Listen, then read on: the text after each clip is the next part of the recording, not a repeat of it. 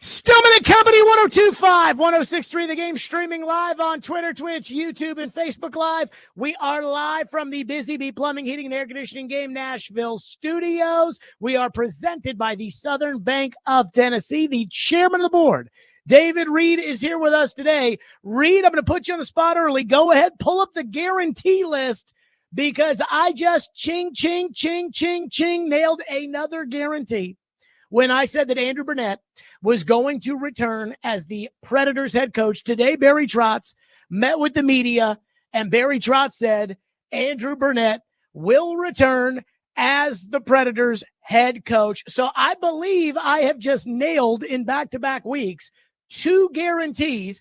I guaranteed in March Cam Ward was going to be the Titans quarterback, and I guaranteed at the end of the Predator season that Andrew Brunette was going to return as head coach. Reed, how are you?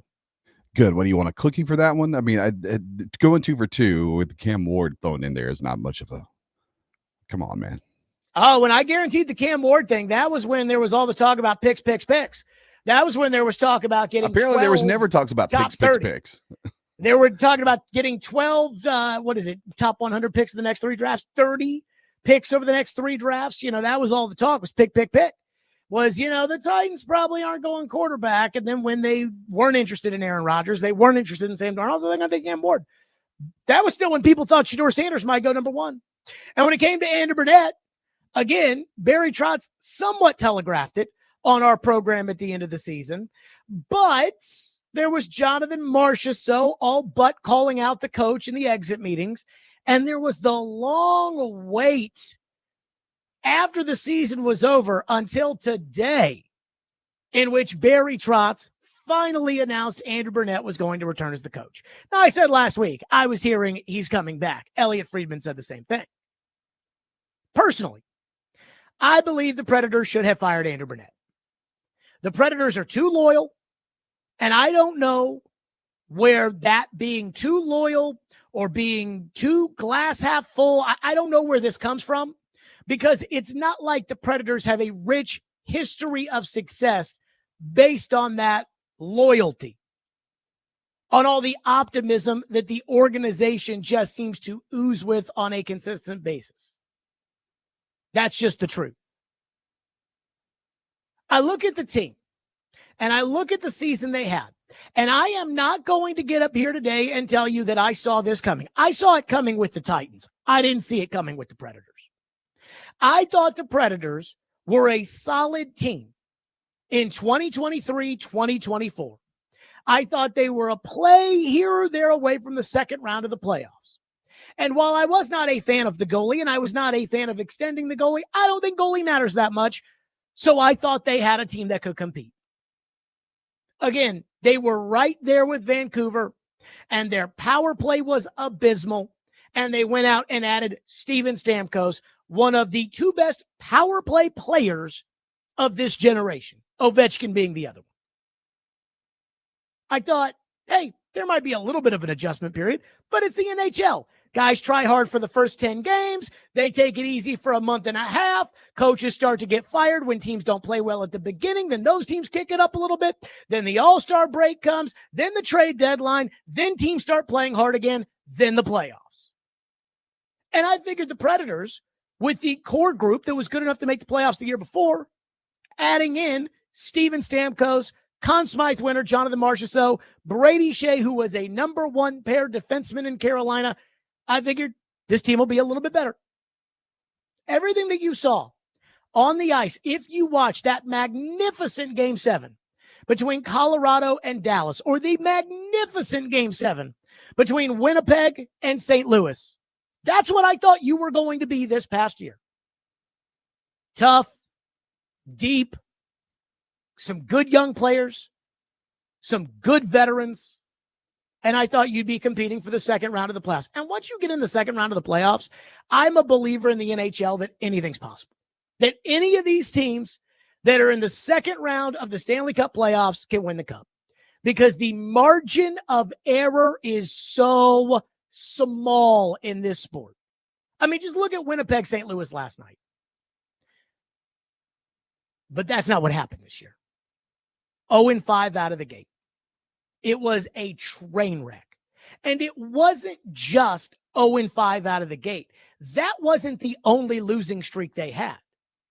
What about the trip to Canada, where they got blanked in Ottawa and Montreal? And I said, after they went to Ottawa, Montreal, and Toronto, I said, if they don't win 2 of those 3, they need to fire the coach. That was in November. They came away empty-handed. What about the 7-game losing streak from before Thanksgiving until December 12th? How about the 6th game losing streak in January that continued into February? There was another 4-game losing streak, followed by another 6-game losing streak. I heard Barry Trotz talking about, well, at the end of the season, our roster wasn't as good as the other teams, so that's why we lost all those games. That's great, but that doesn't really make up for the fact that this was the same team all year long. The young guys didn't get better, like Luke Evangelista. The old guys weren't very good, including the ones that were already here. The goalie was a train wreck. The defense was a disaster. At no point did this team really improve over the course of the year. So then that leads me to ask this question, which is, so what are you going to do about it? Like, what's the reaction here? And Barry Trotz told us all today, the reaction is nothing. Are they changing the coach? Nope. Are they going to change the players? Now, he said they're going to look to make a hockey trade, but again, you think anybody wants Steven Stamkos at $8 million for the next 3 years? Not after the way he played this year. You think anybody wants Jonathan Marchessault? Hey, question, what's the going rate on an aging veteran who underperformed this year, who in the last time he talked to the media, called the coach out and talked about how he yearns for his old coach? Oh, it's not very much.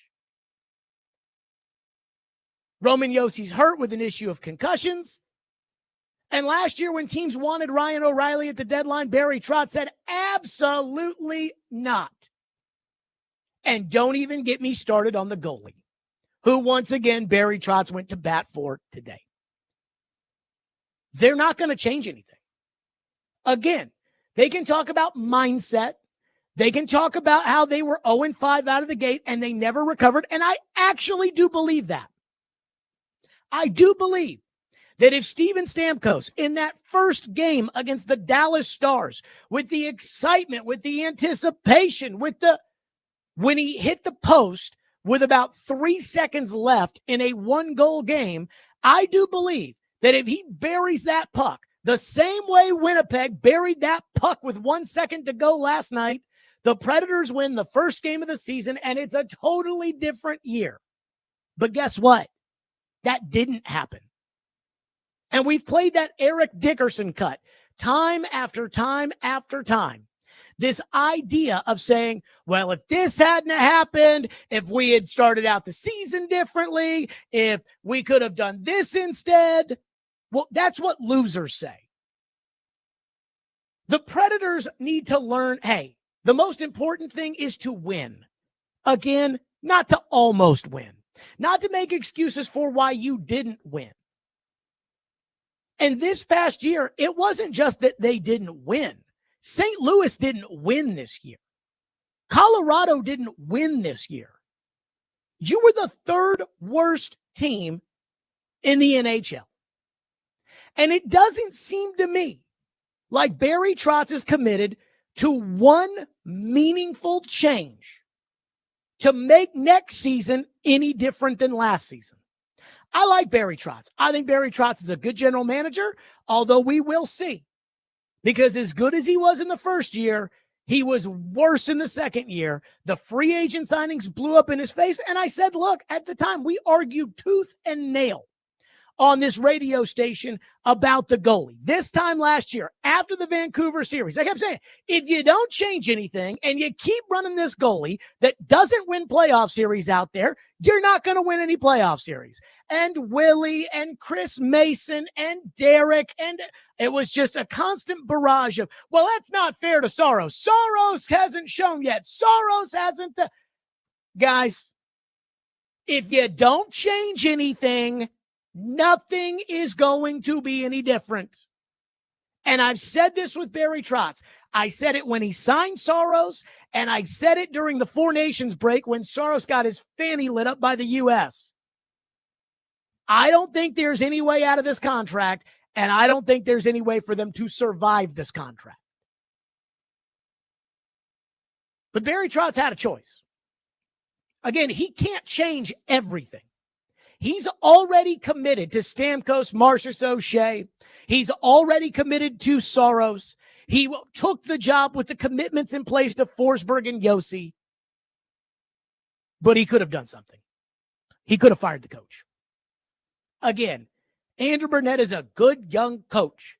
You can say it a million times over. It does not change the fact that a team, as far as the betting odds were concerned, as far as the internal expectations were concerned, as far as the fan base's expectations were concerned, this was a team that made the playoffs last year, that expected to make the playoffs this year and compete for the cup. They're the third worst team in the league. It wasn't an accident. Again, 0-5 is one thing, but they got to 3-5 at one point. I know it's crazy. At 3-5, you can get yourself out of that hole. But then came the 7-game losing streak, and then the 6-game losing streak, and then the 4-game losing streak, and then the 6-game losing streak. They didn't change. So if the Predators decide we're going to do everything the exact same next season, and the results are the exact same, well, I think we have to look back at the day and say, hey, this was when Barry Trotz made the conscious decision not to change the coach. The conscious decision to do everything the exact same that is leading to all of us locking arms at 6 o'clock tonight, leading to us putting our hands together in prayer and watching ping pong balls. When in October, my expectation and your expectation and their expectation was they would be dropping the puck on game 1 of the second round of the playoffs. Sometimes it's not about how you act, it's about how you react. What is the reaction for the disastrous season that the Predators just had? It's to change nothing. And when you don't do anything, how likely is it to actually get a different result? 615-737-1025 is our phone number. 615-737-1025. Barry Trotz staying the course. He's a good young coach. And I'm not knocking that, by the way. I have not said Andrew Brunette is a bad coach. I do think Andrew Brunette should be gone. But there's one problem I have with the thinking that Barry Trotz has, and we'll get to that next. 615-737-1025. That's how we're starting Stillman and Company. 1025, 106 for the game.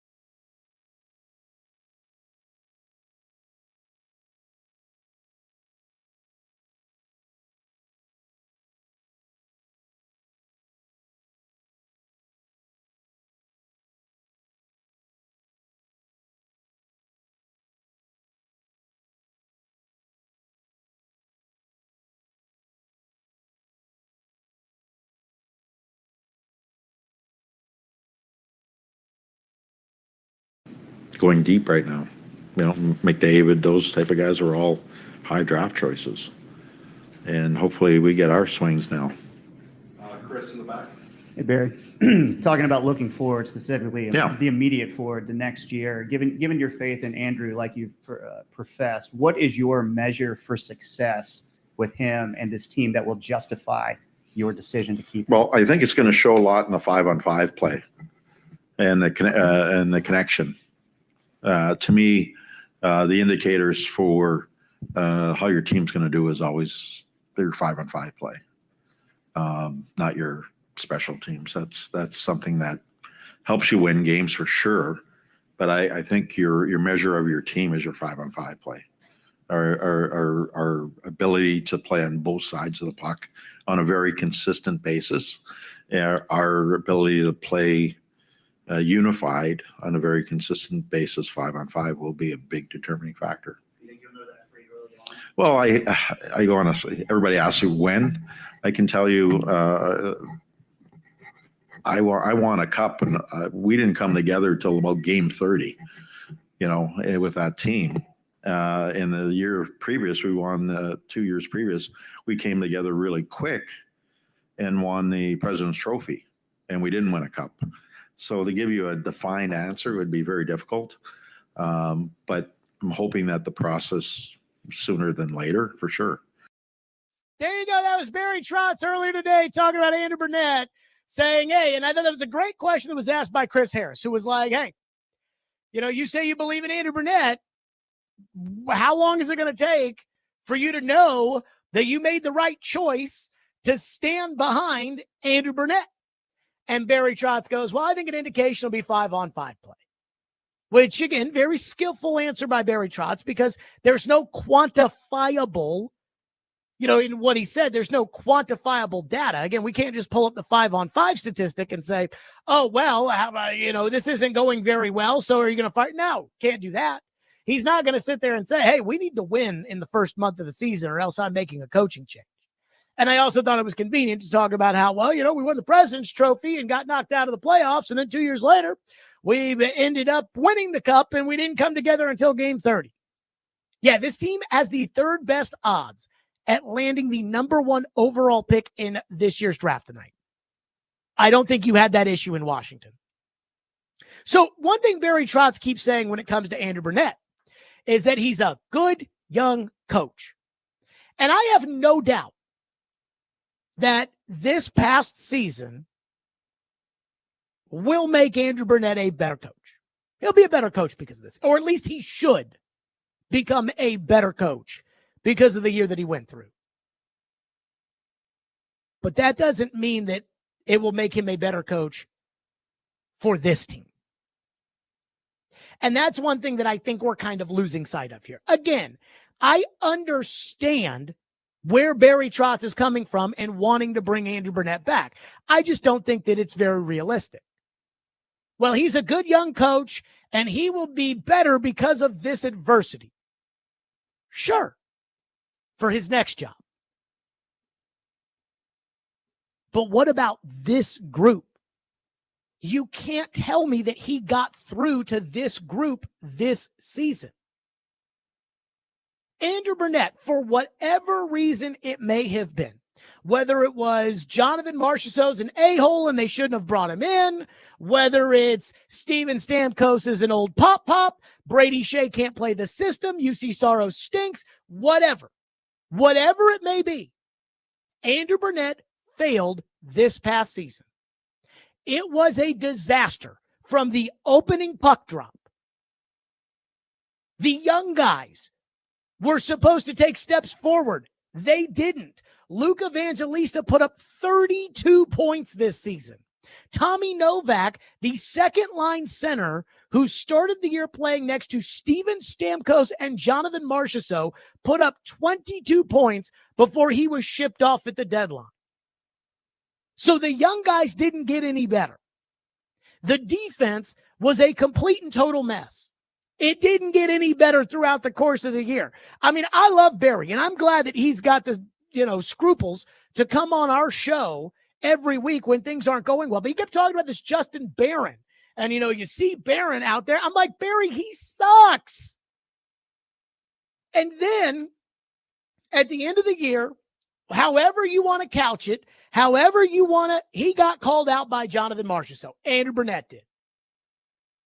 When Jonathan Marchessault said, what we did didn't work. Go take a page out of the good teams. Vegas has Bruce Cassidy as their coach. And boy, he and I butted heads, but he's a great coach. I.e., this guy, not a great coach. He lost the room. And if he didn't lose the room, and I heard Trotz today talking about how, the guys on the team, sometimes they're too nice. I'm like, yeah, that's a problem. Because I don't think Roman Josi has it inside of him. He's like Willie Donick. I love Willie Donick. But I would never hire Willie Donick to be head coach or general manager because I think there's a certain muscle in the body or a bone in the body you have to have where sometimes you just have to do something. You have to call somebody out. You just have to give up on somebody. You've got to move on. It is cold. It is spineless sometimes. It is, and I think Willie is too nice to be able to do that. And sometimes I think guys like Roman Josi, I think they're too nice to walk into Barry Trotz's office and say, this guy is not getting through to the team. Marchessault is the one guy that's got it in him. That's like, this guy did not get through to the team, which was, again, beyond evident to anybody that watched this team, that the coach did not get through to them this year for whatever reason. I don't know. But I've also learned in the NHL, once you lose the room, it's over. The Boston Bruins fired Jim Montgomery. 2 years ago, the Bruins set a record for the most regular season wins in the history of the NHL. They fired Jim Montgomery a month into the season. Not because they didn't think Jim Montgomery could coach. They fired him because, as they said, he lost the room. Did you see Jim Montgomery coaching his tail off in that series for St. Louis? Yes, he's a good coach. But once you lose the room, it's time to go. And I didn't see anything from this team this year that made me think Andrew Brunette got through to those players. I did not see anything in that group, in the exit meetings, that made me think when those guys were talking to the media, who knows what they said to Trotz, but what they said to the media, I didn't see anything that was yeah, we understand where we messed up. Yeah, we know, but we believe in this coach and he's going to lead us there. In fact, it was the opposite. With the obvious shots from Marchessault and the ones that were a little bit more veiled, but I thought were, again, also kind of shots from Steven Stamkos. I think he's lost the room. And once a coach loses the room in this league, it's over. Until you change the entire room, which you can't do, it's over. And I thought, I guaranteed that Andrew Brunette was going to come back because I knew in my heart Barry Trotz didn't want to fire him.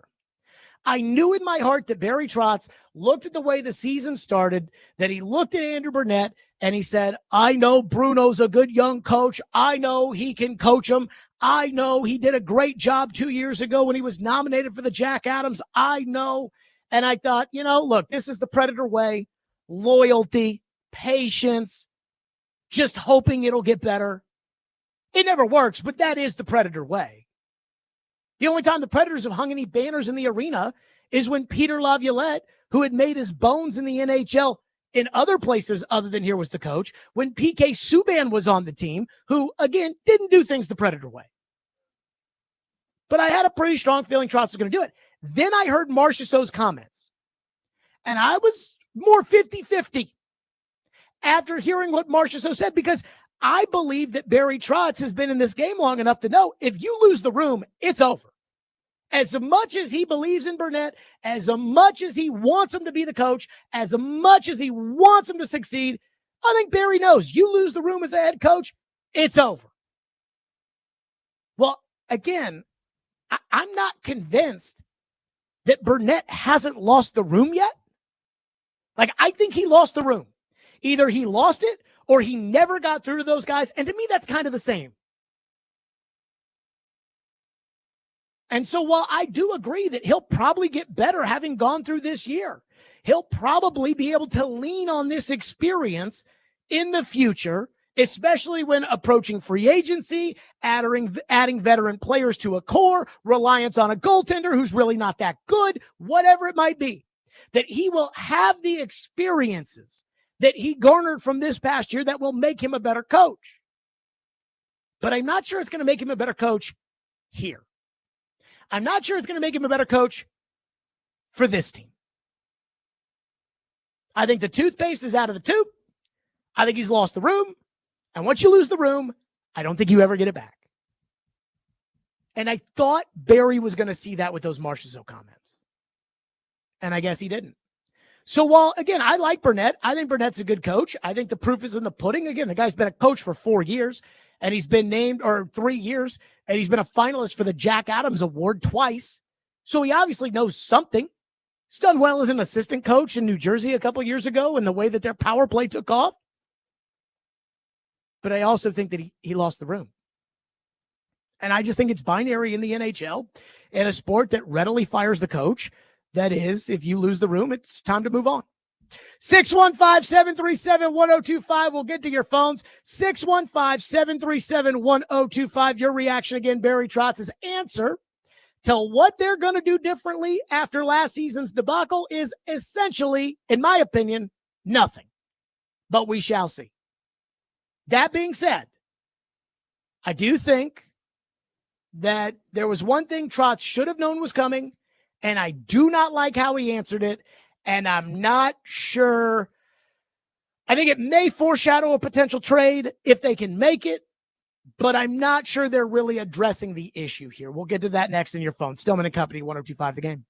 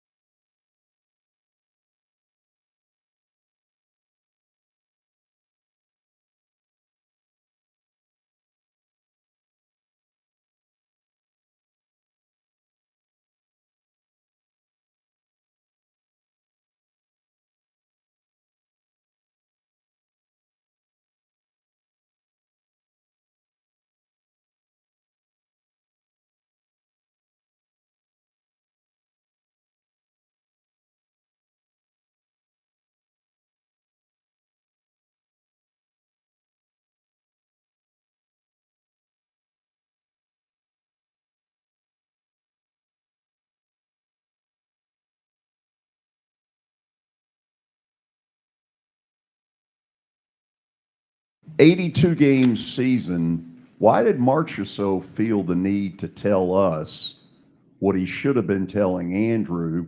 And if there is great communications, then why hadn't that got settled? And I have no idea. I know they did talk.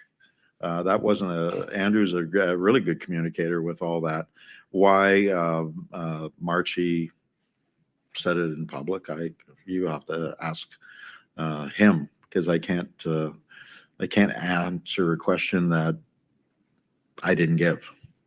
So I can't really answer that, but I know they did communicate that. And sometimes you say things that you just gets out and you guys jump on it and it goes crazy. So that was the one thing in the entire press conference that stood out to me when I heard it. And my eyes went, I was like, oh crap.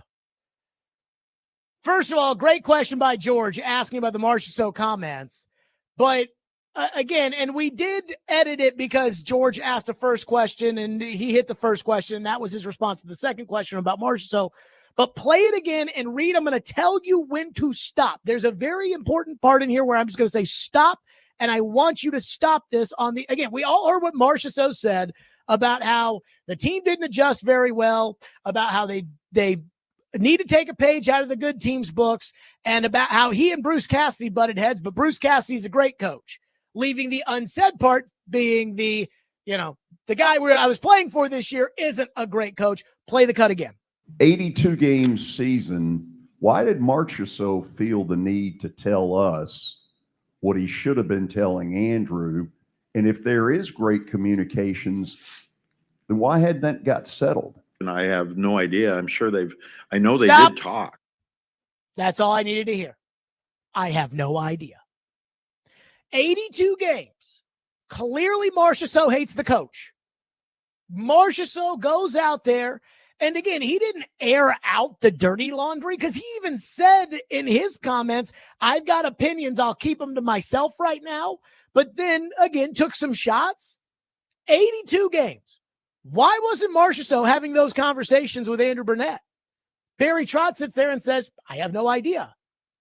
Barry, that's your job.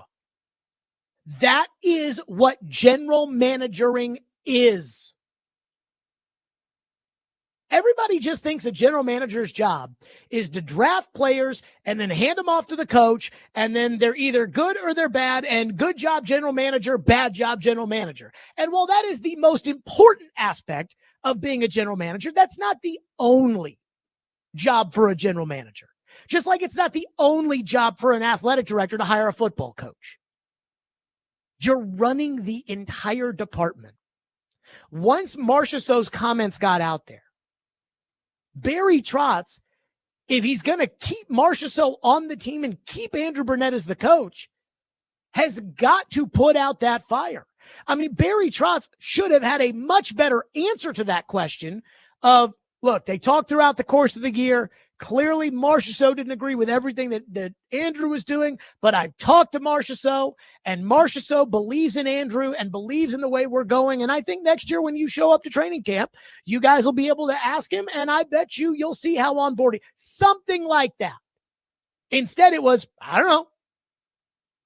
You might want to figure that out. Now, the other thing that might tell me is he may be trying to move Marchessault. Again, I don't know. The reason I don't know, I'm not looking because I don't care, because I'm going to trade this a-hole anyways. That may be the idea. Marchessault does not, I believe, have no trade protection, so they could trade him. I'm just going to say this on the Marchessault front.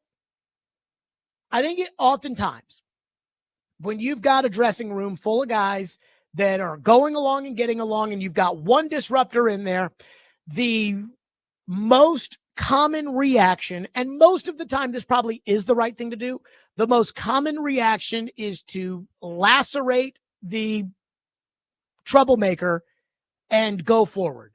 In this case, given the makeup of this room, given the issues with this organization, I think they need Marchessault. I think they need him to be the disruptor in that room. I think they need to heed what he was saying, because there is truth behind what he was talking about. Not just point the finger and say, this guy doesn't vibe with us. This guy does not vibe with the 25 years of mediocrity that we have accepted around here. He's got to go. No. This guy's won the Conn Smythe. You bitch about serial winners and about how everybody has to be a serial winner. Well, Colton Sissons ain't won anything. UC Saros, Roman Yossi, Philip Forsberg, they've got a whole career of losing. This guy has the Conn Smythe. I think I might listen to him a little bit. So to just look at him and say, oh, well, yeah, I couldn't tell you why he said that. Or to do the, sometimes guys just say things and you guys jump on it. Yeah, when one of the higher paid guys on the team, again, one of the two guys on the team with a Conn Smythe in the trophy case at home, when he goes up there and says, yeah, my old coach, he knew how to adjust, with the unsaid part being, this guy didn't. Yeah, we do listen to what he has to say. Maybe you should too. That answer did not sit well with me at all. I was like, holy crap. He's just like, oh, yeah, the media, you guys just jumped all over that one. Really?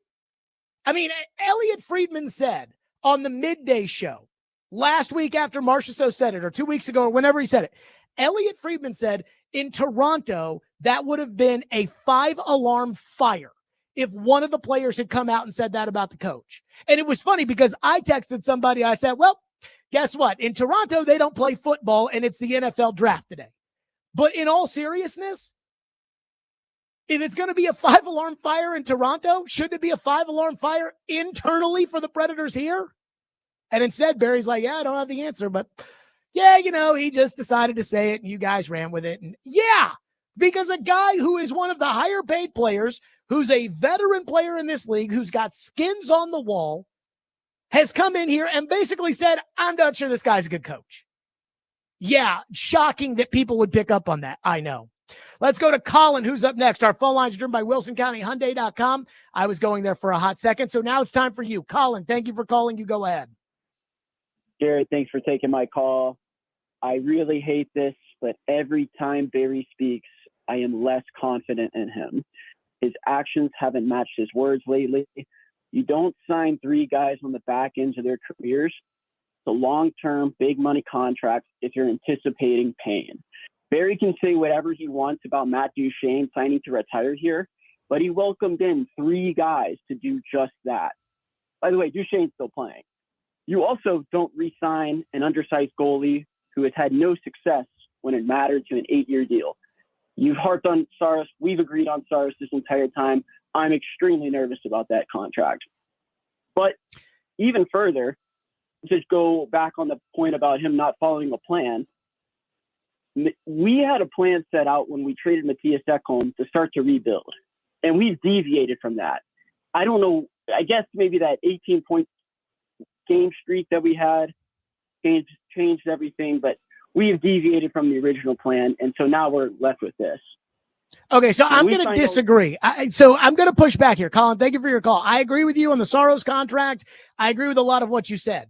I am going to push back because the way rebuilds work in the NHL, this is not the NFL where you rebuild for 2 years and then you're competing for the playoffs again. In the NHL, if you decide to go into a full-on tear-it-down rebuild, you stink for about 6 or 7 years at a minimum. Now, some of these teams like Buffalo or Detroit, who never seem to get out of their own way, I think a lot of that is because they've gotten these high picks, but they've sucked with them. The plan for a rebuild was going to be bad seasons. The way I took it when they decided to rebuild, we were all going to be sitting around the TV at some point in the future, waiting on the ping pong ball.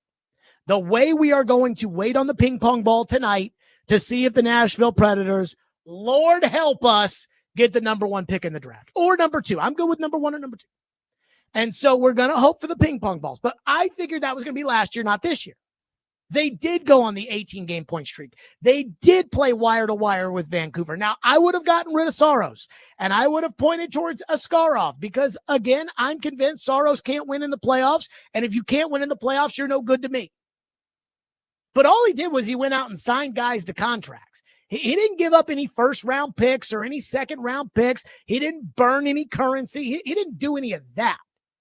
So If they had just gone on a full-on rebuild, where it was like, nope, we want picks, we want young guys, it's going to be about Kemmel, it's going to be about Wood, it's going to be about Mullendijk, it's going to be about Surin and Stiga, and it's going to be about whoever the ping pong ball says you get to pick tonight. If that's what it was, you'd be in the exact same spot you are now. All he did was spend some money. So the idea of, well, this was supposed to be a rebuild and it's not, I don't have a problem with that. He was trying to give the fans a competitive team to watch while the real guys who he thinks are going to make a difference for this organization, and I'm not convinced, and the prospect gurus are not convinced of this, but who they think are going to be the real difference makers around here, develop in the minor leagues. Well, that hasn't changed. He did not rush up those guys before they were ready. He did not change the timetable. He did not turn around and deal Andrew Gibson or deal a first-round pick in order to go get a player to help out right now. He didn't do any of that. So I do disagree with that. 615-737-1025. More of your phones on the Preds. We'll hit them next. Stillman and Company, 102.5 The Game.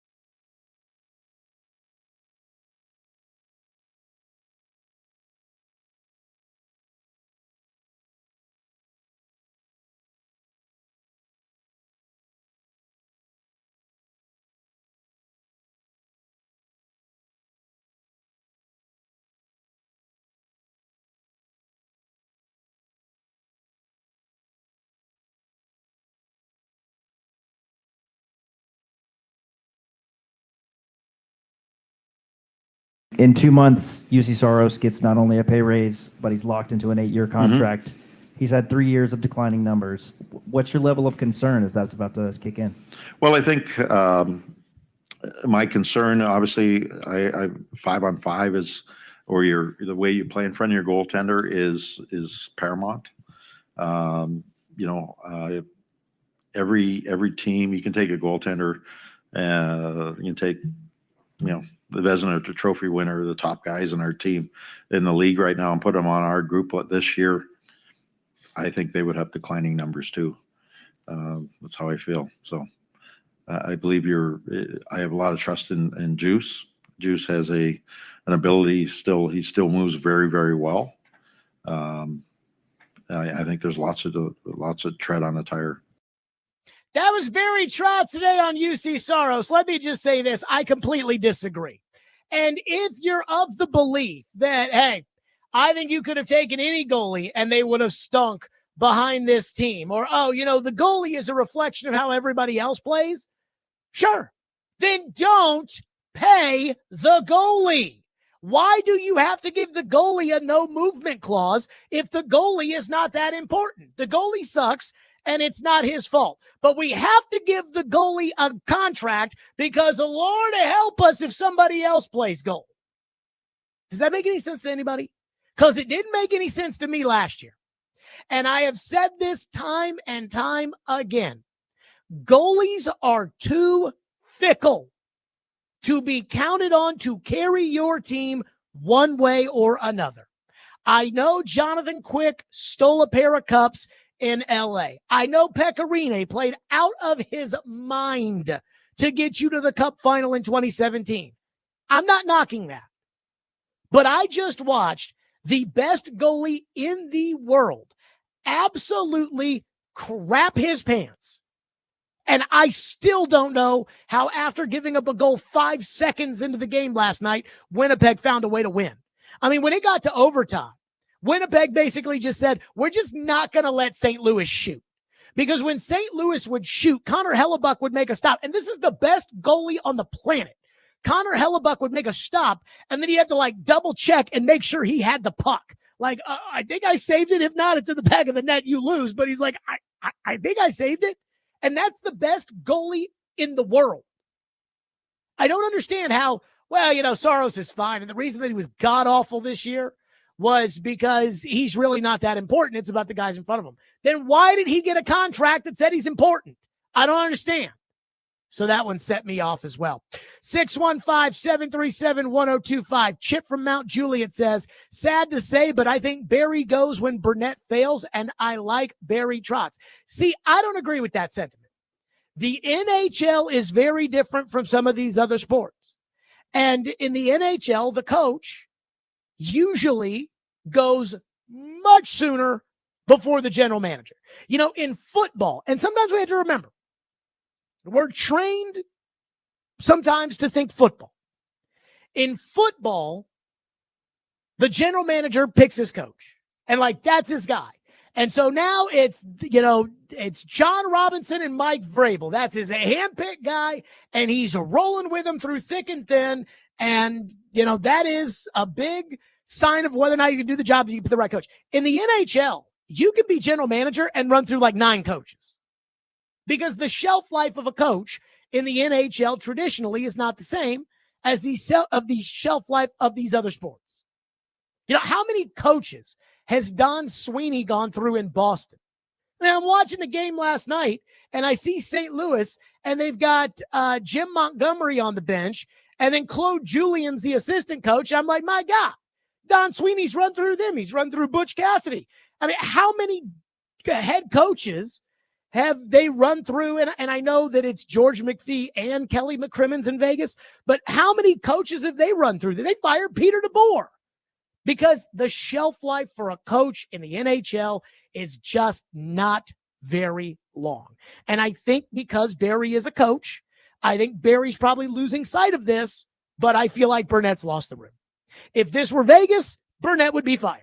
Again, they fired Gerard Gallant a year and a half after they were in the cup final. They fired Peter DeBoer with one bad season in the books.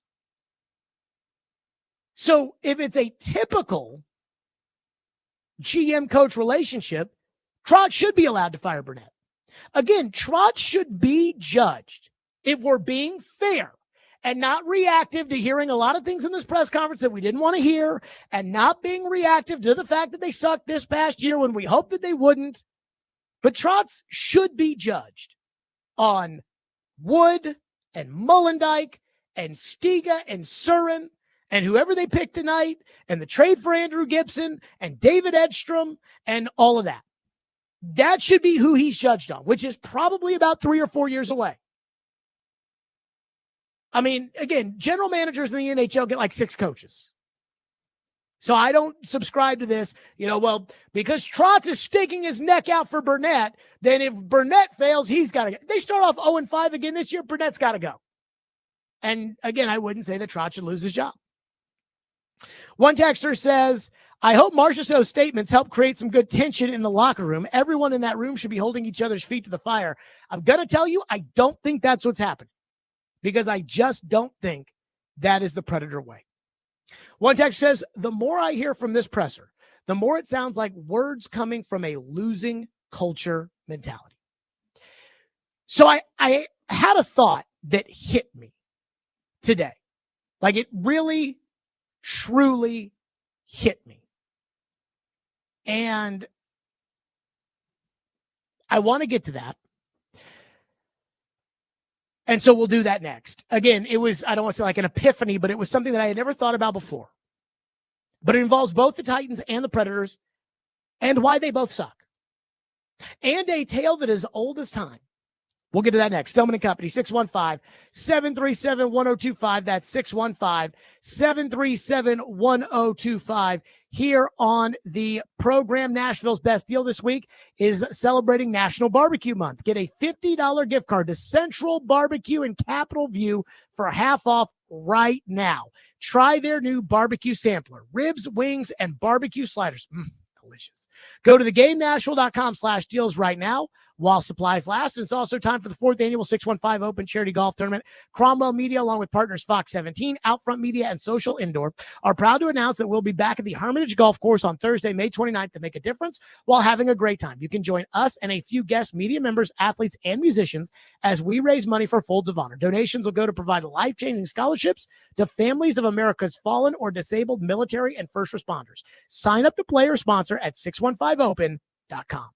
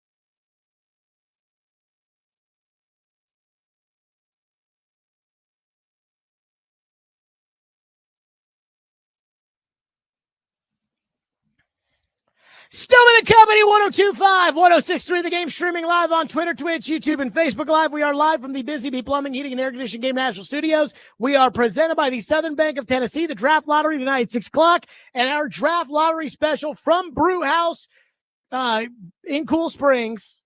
Be listening for that, 6 o'clock. Chase, Willie, Hal, they'll have all the breakdowns. I do have some thoughts on the Draft Lottery that I do want to get to, but I had a revelation today. And it hit me after the Barry Trotz press conference. Barry Trotz announcing Andrew Brunette is here to stay. Again, the way Barry made it sound. Now, they're going to have some youth on the roster. They're going to call some guys up. There's going to be some guys they think will compete for spots like Tanner Mullendike or Matthew Wood and others. But it's pretty much, the way it sounds, going to be the same. Forsberg, O'Reilly, Marchessault, Yossi, Shea, Stamkos, Lazan, Saros, Brunette. The same as last year. The same that brought you that abomination of a season last year. The reason that we're sitting here, instead of talking about game 1 tonight of the Western Conference semifinal, we're talking about the Draft Lottery. Doesn't that seem to not make a ton of sense? And then there's the Titans. And I don't do this very often, where I compare the Titans to the Predators, because they are two different sports, and two different sports that have totally different ecosystems, medias that cover them, etc. It would be absurd to fire a football coach 3 games into the season, the way you fire a hockey coach a month into the year. But again, they're just different sports. So I try not to compare them as much as it would be natural to do, because they play in the same city. But it hit me today. Are you familiar with the tale of Goldilocks?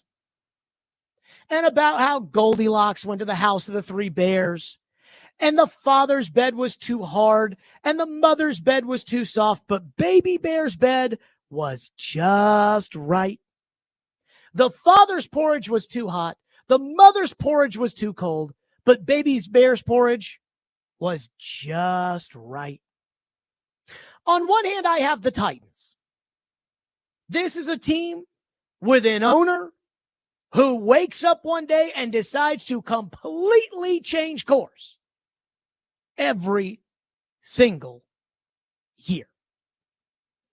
4 years ago, we had John Robinson and Mike Vrabel signing contract extensions, John and Mike hand in hand for the future, together forever.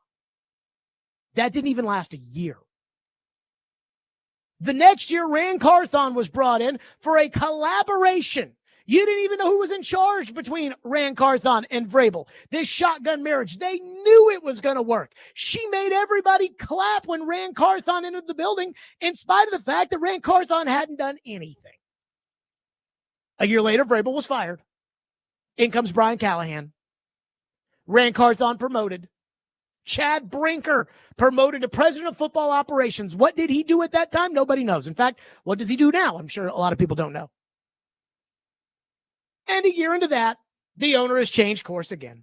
Now they're drafting a young quarterback. They're going to stick him out there. If he doesn't win right away, they're going to fire the coach. Then they're going to bring in a new coach, and they'll probably fire somebody else. Again, the Titans, too impulsive, too impatient, just too reactive.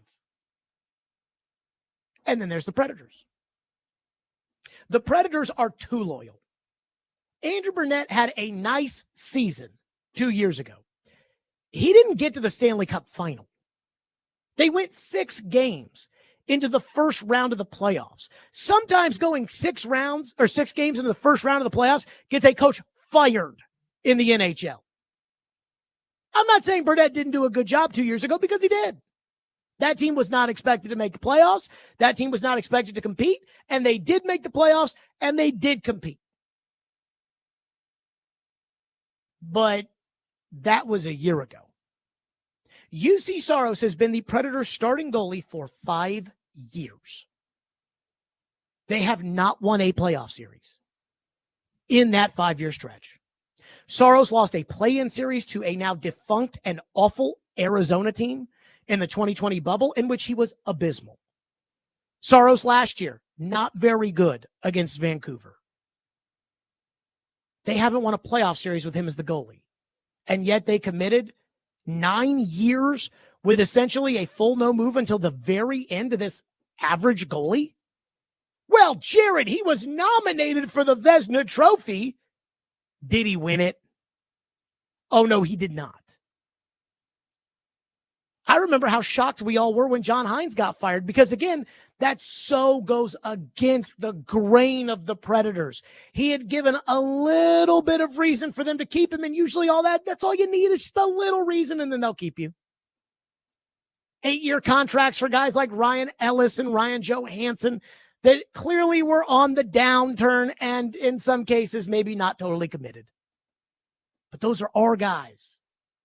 When they finally had enough of David Poile, no disrespect to him, he's a Hall of Famer, but it was time.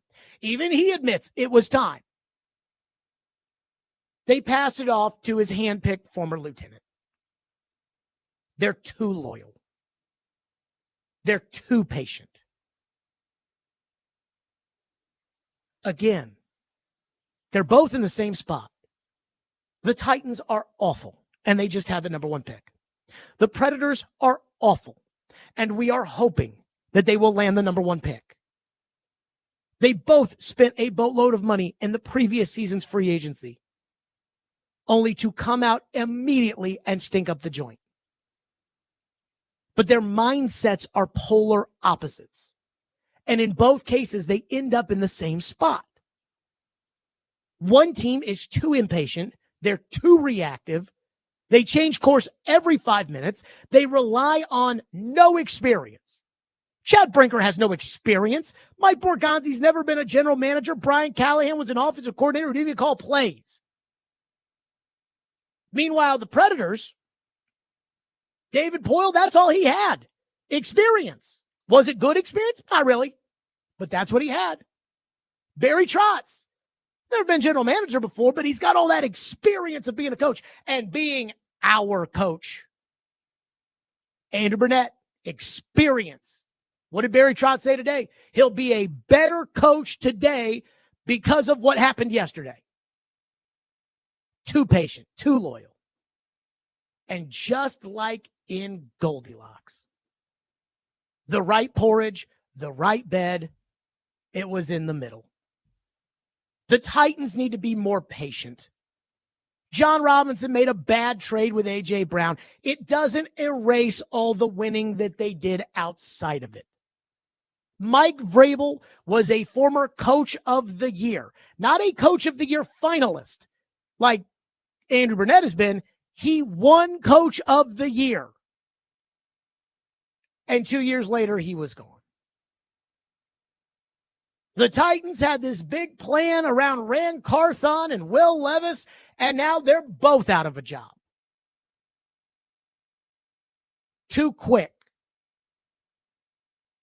No experience. Too reactive. Too impulsive. And then there's the Predators. Too patient. Too loyal. They really believe in the Predator way over there. Yeah, the Predator way that hasn't produced a banner in the arena since 2019. The Predator way that has gotten past the second round of the playoffs one time in 26 years. Maybe we need to rewrite the Predator way. Again, I'm not saying go be the Titans and start firing everybody every 25 seconds. But maybe not sign the goalie to a 9-year extension when he's been given 5 chances to win a playoff series and hasn't done it. Again, in both cases, and I don't like to compare the two because the sports are totally different. They're in the exact same spot for the exact opposite reason. And when given the opportunity to stand up and say, okay, here's what we're going to do, the Titans double down on constant change. Inexplicable constant change. We're going to fire the general manager. We're going to make his lieutenant the president of football operations, and we're going to keep the coach, even though that president of football operations didn't really want to do it. Inexplicable. And with the Predators, we had a terrible season in which everybody, including the expectations outside the building, the expectations inside the building, the expectations from the fans, the media, Vegas betting odds, all thought we'd be dropping the puck on game 1 tonight. Instead, we're hoping for the number 1 pick in the draft lottery. But we're not going to change anything. We're not going to change the coach. We're not going to change the goalie. We're not going to change the players. We're not going to change anything. Again, what both teams need to do is they need to go to the middle where it's just right. 615-737-1025 is our phone number. That's 615-737-1025 here on our program. Back to your phones. Plus, the draft lottery is tonight. And I don't know if I'd call it intel, but I have a pretty good feeling of how the Predators draft board sits. We'll hit that next. Stillman and Company, 102.5 The Game.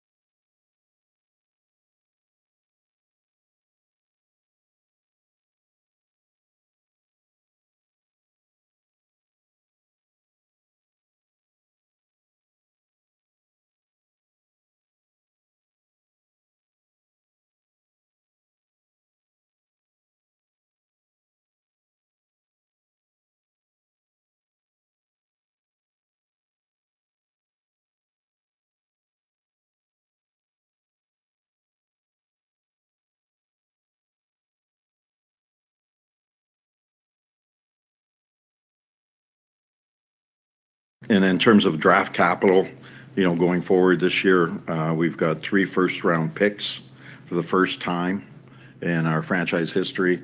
We have 4 in our top 35 picks. We should add to a pretty good pool of draft choices that we already have in the process of developing.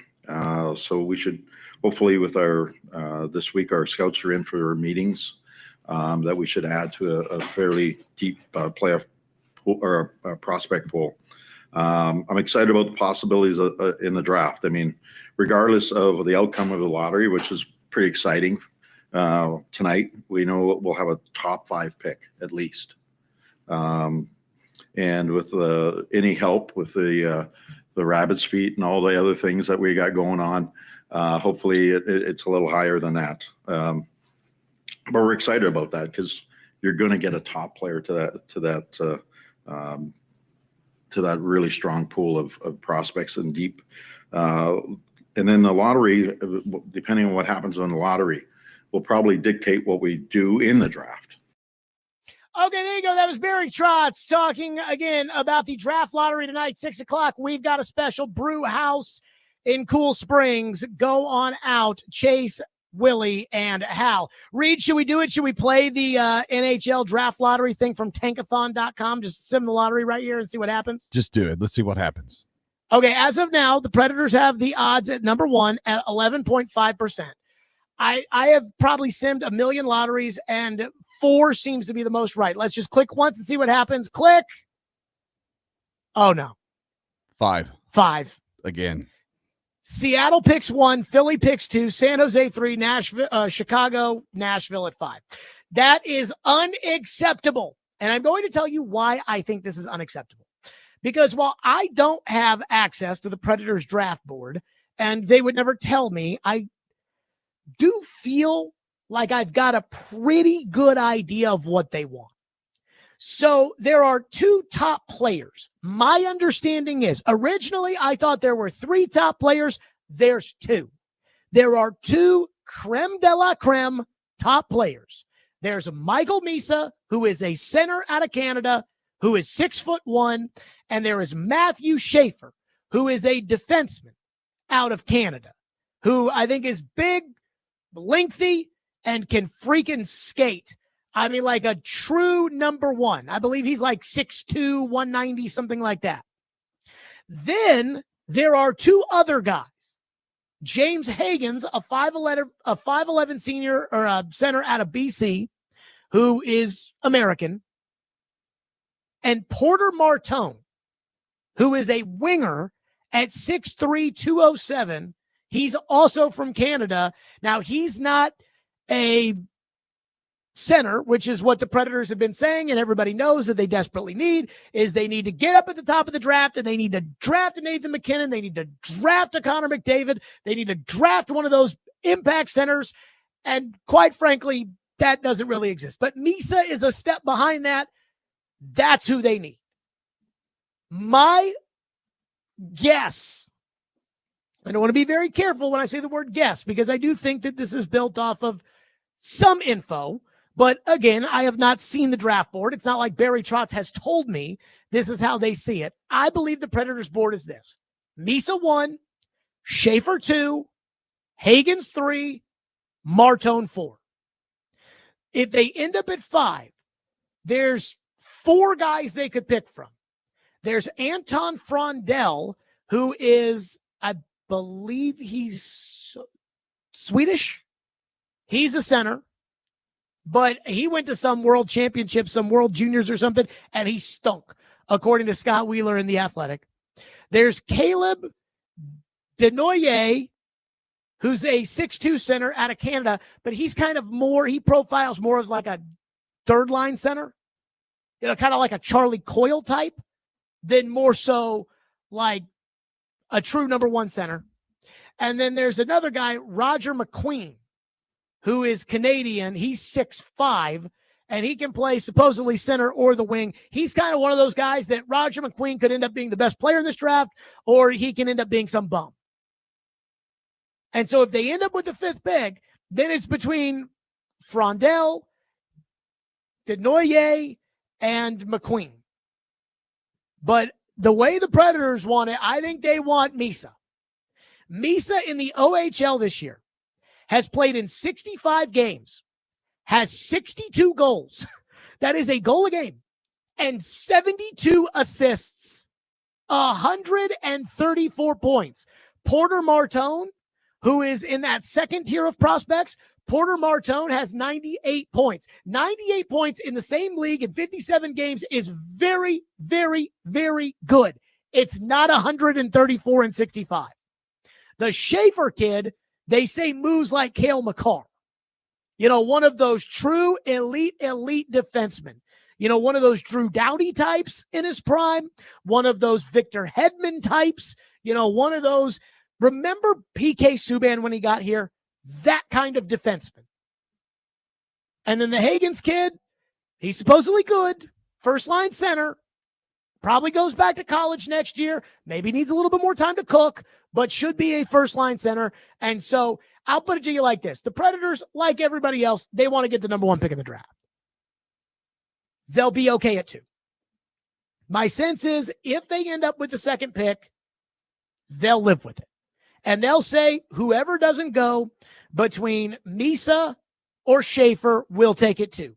If San Jose gets the first pick and the Predators get the second pick, the assumption is San Jose, who has picked Will Smith and Macklin Celebrini in back-to-back years, San Jose will take Schaefer and the Predators will take Misa.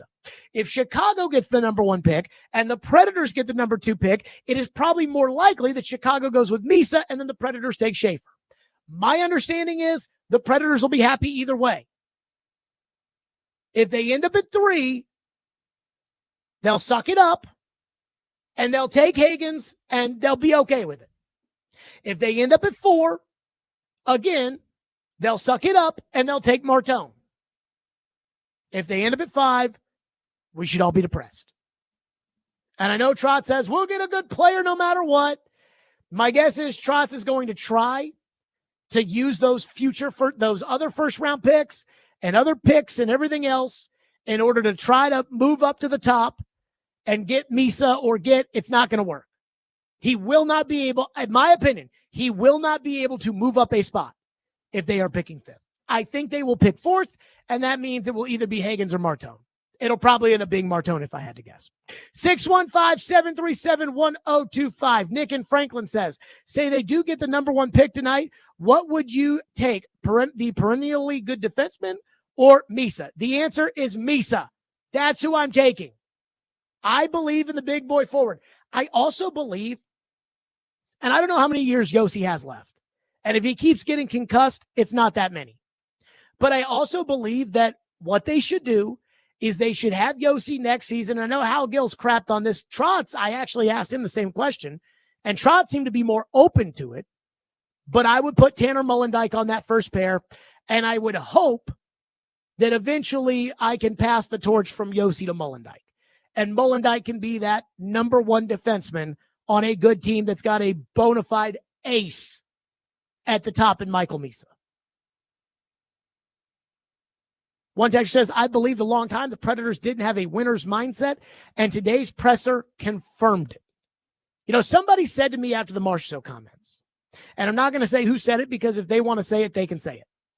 But somebody said to me, the Predators aren't losers, but they're not killers either.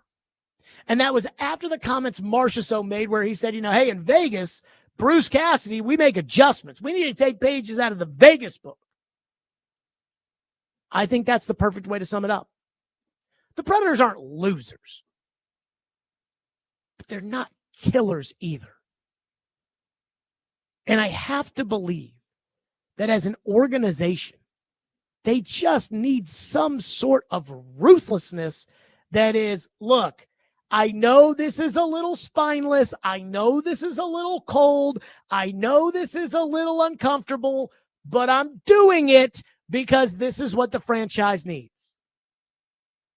And I don't think they do enough of that. Even when they signed Saros to the extension, they still kept talking about, well, you know, this will give Askarov time to develop it. Do you think Yaroslav Askarov, who's already played in the NHL, You think he's interested in sitting the bench for 8 years? Of course not. 615-737-1025, which is the phone number, 615-737-1025. We continue. Plus, the power rankings are out as far as ESPN.com is concerned, where they have the Titans and who they have behind the Titans. We'll get to that next. Stillman and Company, 1025-1063 The Game.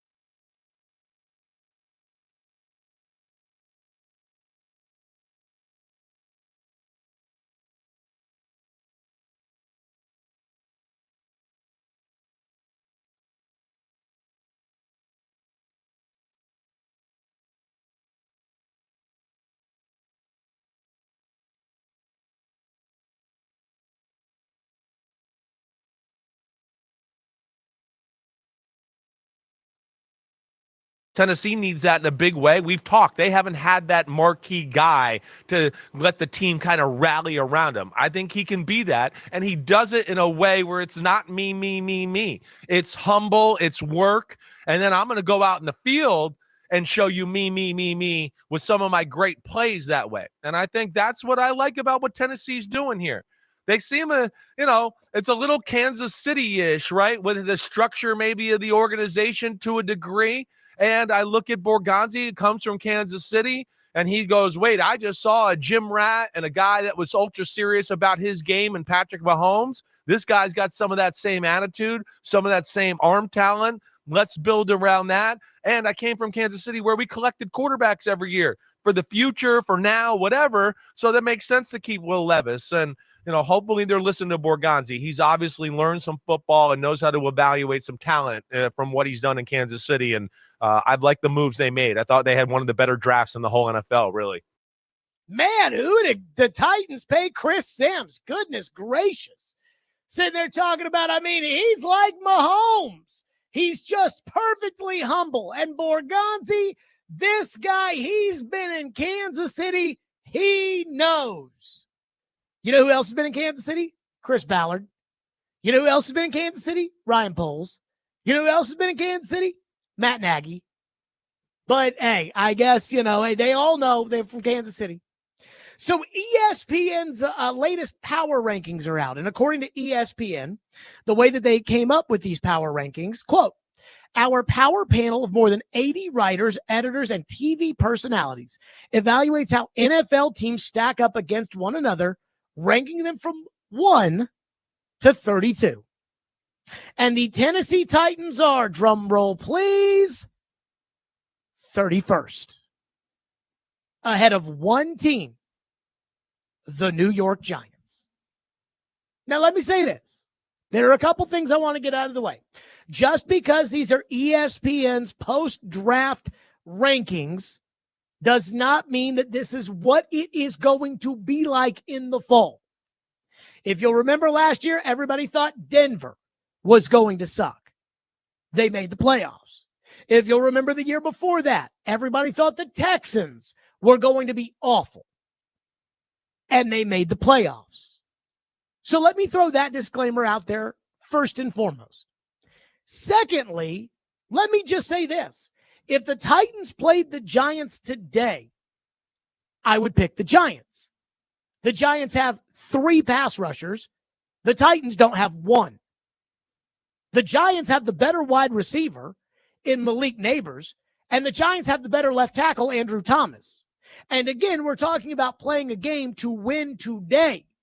Well, who do you think is more ready to win in the NFL today?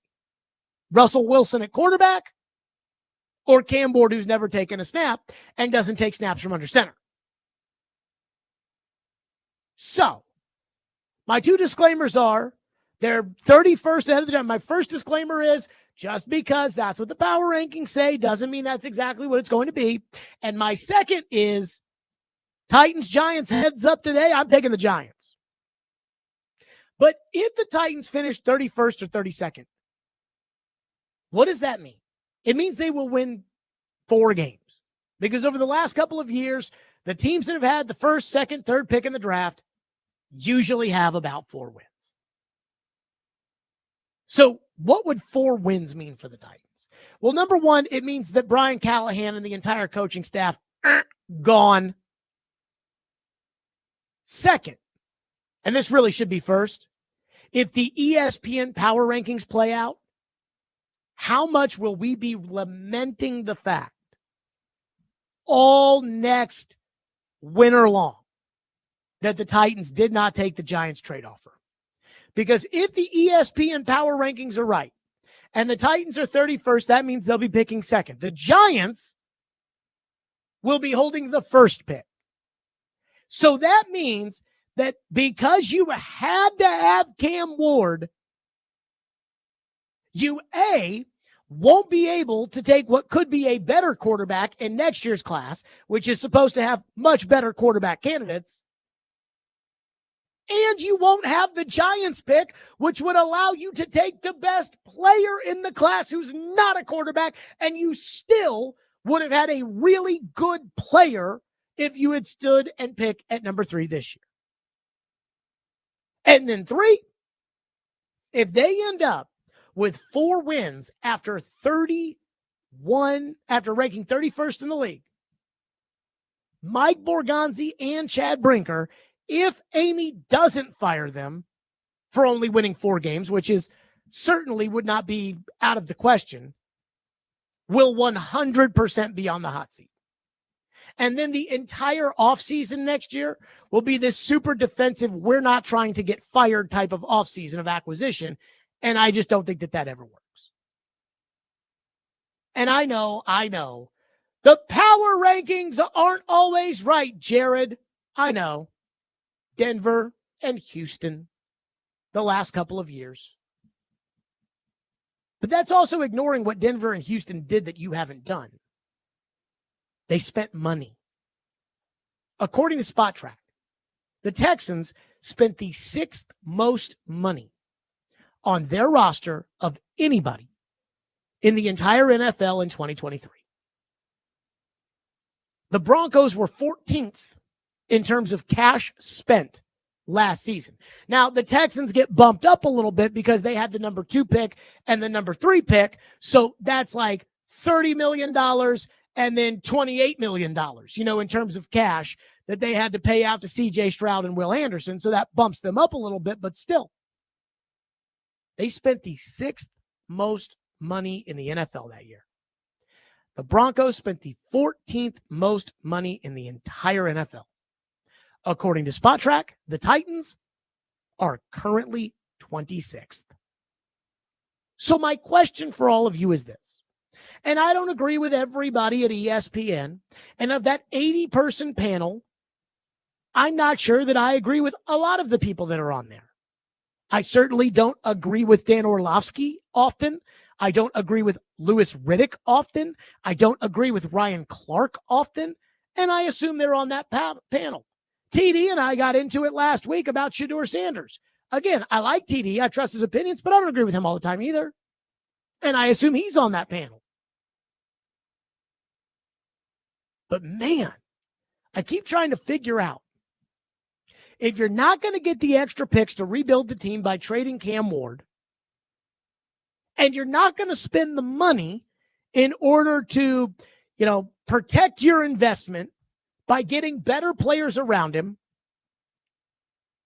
how is this team going to be anything but an absolute gong show other than just the wishful thinking of Cam Ward is the next Messiah, period?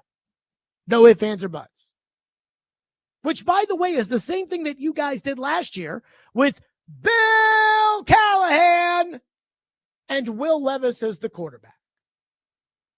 And I'm trying to figure out in my head how this year doesn't end up in the toilet and how subsequently Cam Ward's season and career doesn't end up in the toilet as well, because you're not spending money. You don't have a very good team. How many good players are on the Titans?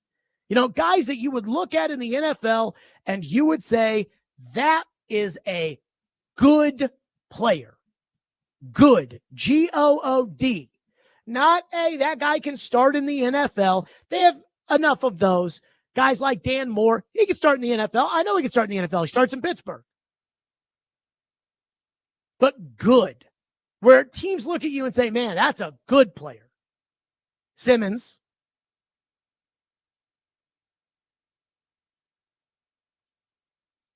I think that might be it. And I don't even love Simmons. So I am interested to hear your theories. Because again, you people told me not to trade that pick with the Giants. You people told me that, hey, you'll see, Jared. I mean, we've got the distinguished gentleman in the YouTube chat saying that the Titans have a plan and that the Preds don't have a plan. And I'm like, what is the Titans' plan? Other than to send Cam Ward out there behind an offensive line that has never played a snap together. The left tackle's never played with the left guard. The right tackle has never played with the right guard, and the center is hurt. There's a one good receiver who I don't think has ever been on a good team in the NFL. The tight end sucks. The other receivers aren't very good. You've got one running back who's banged up, another running back who's a third down back and catches passes out of the backfield, and a defense that was 28th in points allowed last year and has gotten rid of its leading sacker. So I would love to hear your theories on how this team is not going to be in the gutter this upcoming season, but also how this team being in the gutter this upcoming season is not going to perpetuate the cycle of keeping them in the gutter. 615-737-1025, 31 with the Giants as the only team behind them. And again, are you really ready to say that if the Titans were to play the Giants, you would take the Titans? 615-737-1025. It's Stillman and Company, 1025. 106 for the game.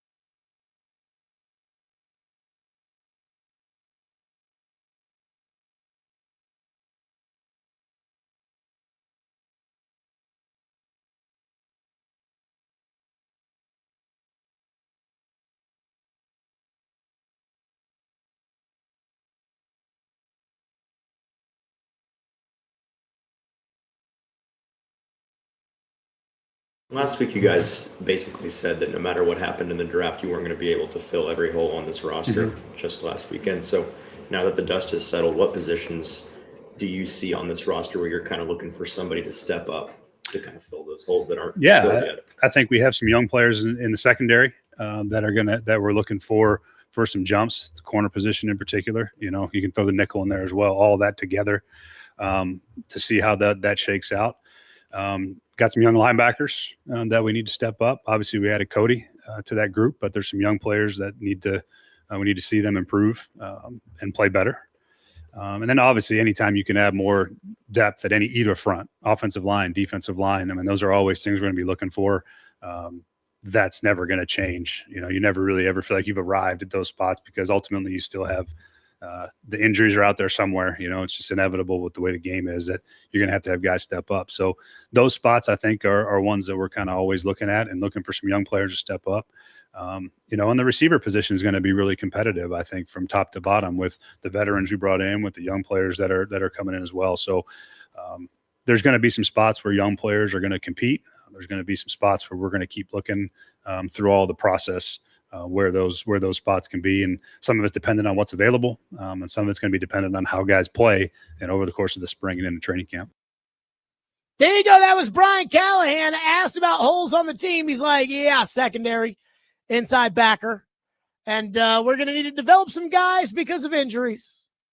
And, you know, I was thinking about this again because, again, the ESPN power rankings say the Titans are 31st. Only the Giants are behind them. And, again, if I ask you who's got better players, you or the Giants, I mean, to me, the answer is the Giants. How many good players are on the Titans? One texter texting, Kevin says that offseason power rankings are highly correlated to last year's results.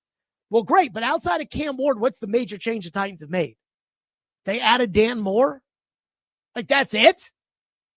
What are the other major changes? Xavier Woods in the secondary is not a major change. You were an awful team. You drafted a rookie quarterback who does not play in college under center. What other big changes did you make? And the answer is not many. So why would the results be much different from last year? Whereas, again, I'm not the biggest Russell Wilson guy in the world, but Russell Wilson did win a bunch of games last year against the Steelers by beating bad teams, which you are one. And so I bring up Houston, and I bring up Washington, and I bring up Denver, because those are teams that after the draft, people didn't think were going to be very good, and then they kind of became good. But those teams actually had some good players on them. Washington, for instance, last season had Terry McLaurin, Daron Payne, Tyler Biadasz, Frankie Louvu. Like, those are good players.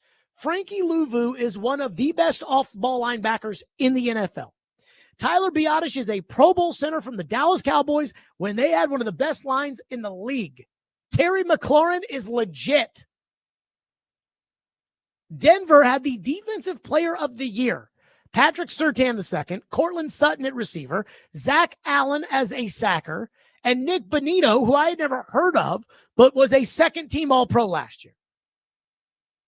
Houston had Laramie Tunsil as the anchor at left tackle when they drafted C.J. Stroud, Derek Stingley at corner. They drafted Will Anderson 5 minutes after they drafted Stroud. What do you have? At best, I would say the Titans have two good players on their team. Jeffrey Simmons, who I think does the bare minimum to be considered a good player in the NFL. I think he is more considered a good player in the NFL off of reputation than he has been on his play of late. And Calvin Ridley, who, again, shockingly, I don't think has ever played on a winning team. They do not have an impact pass rusher. Their tackles are, and we'll see, with Dan Moore and Latham.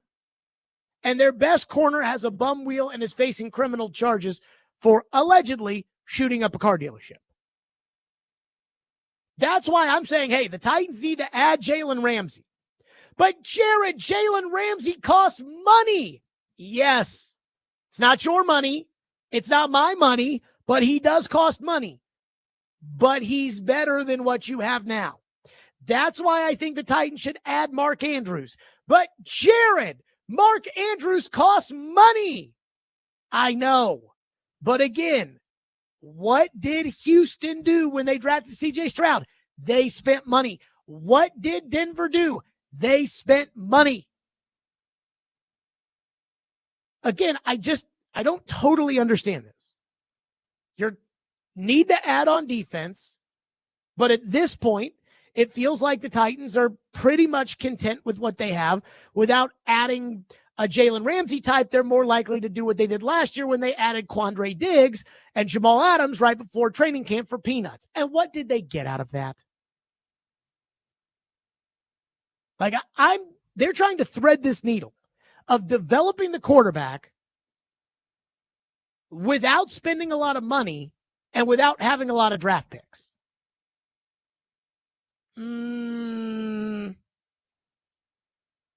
I don't know how you really do that when you have the worst team in the league. I think it's kind of dangerous. 615-737-1025. Ryan's been waiting patiently, wants to weigh in on the NHL draft. Ryan, thank you for calling. Go ahead. Hey, Jeremy.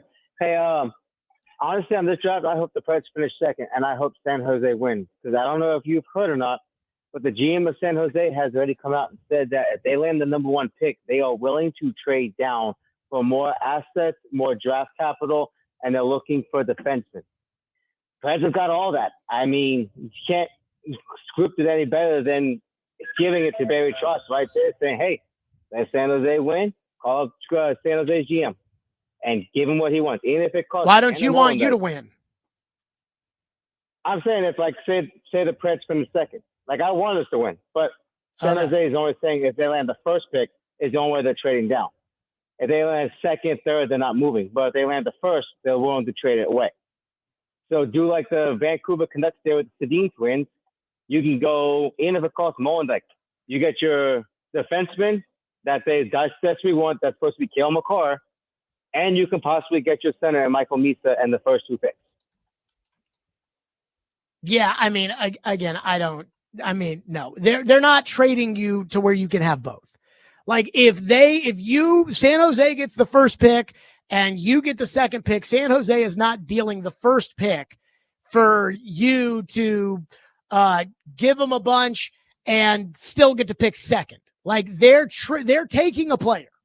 So they're taking the second pick. This is a trade down. It's not like if you had traded with the Giants for Cam Ward in football that you wouldn't have taken 3 back. No. You're trading your pick in order to do that.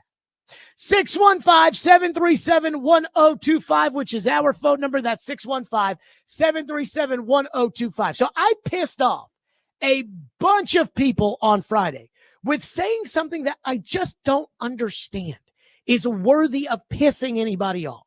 We'll get to that next. 615-737-1025. And we are going to be giving away a pair of Led Zeppelin tickets apparently later today on the program. So be listening for your chance to win that.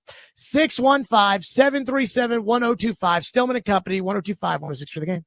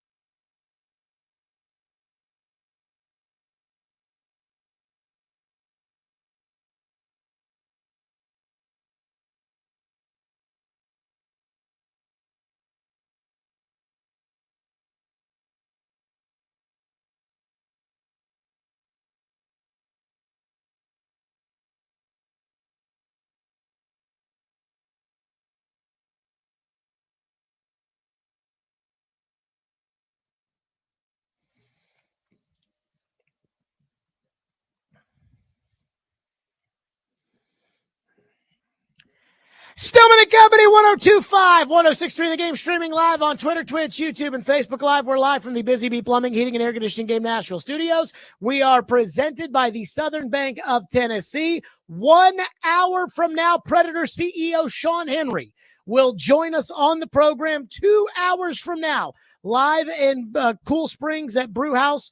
They will have, at Brew House South in Cool Springs, they will have Chase, Willie, and Hal will have the draft lottery show for you, as we will again await with bated breath the ping pong balls, and we hope they fall the Predators' way.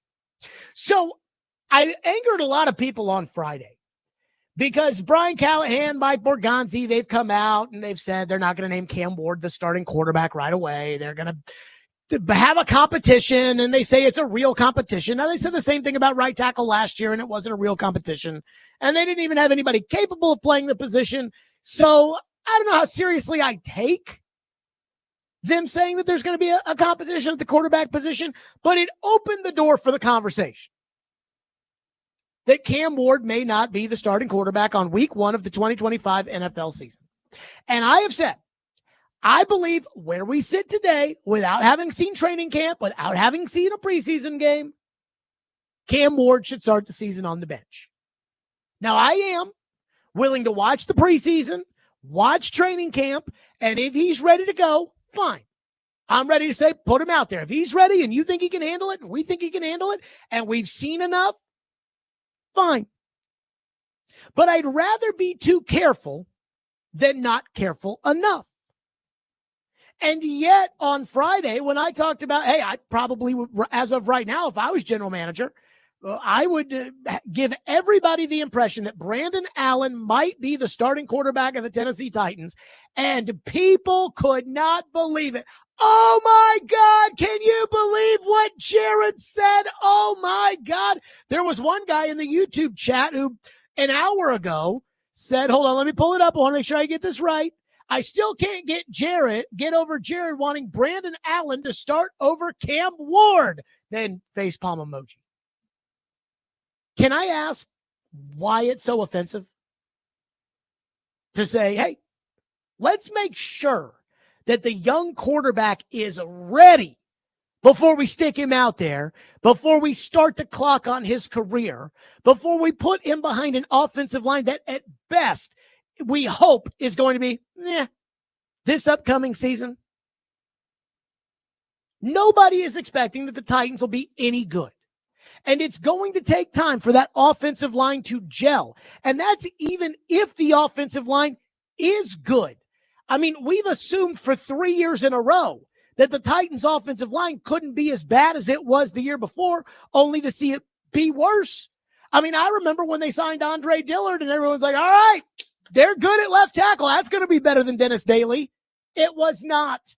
I remember when they drafted Skoronski. Plug and play, Jared. Remember, Aaron Brewer was tougher than a $2 steak. And then Bill Callahan was going to save the day last year, even though they didn't have a right tackle. So we all sit here today, and we just assume that the line's going to be good, even though we don't know that. They've never played together. The left tackle's never played with the left guard. The right guard's never played with the right tackle.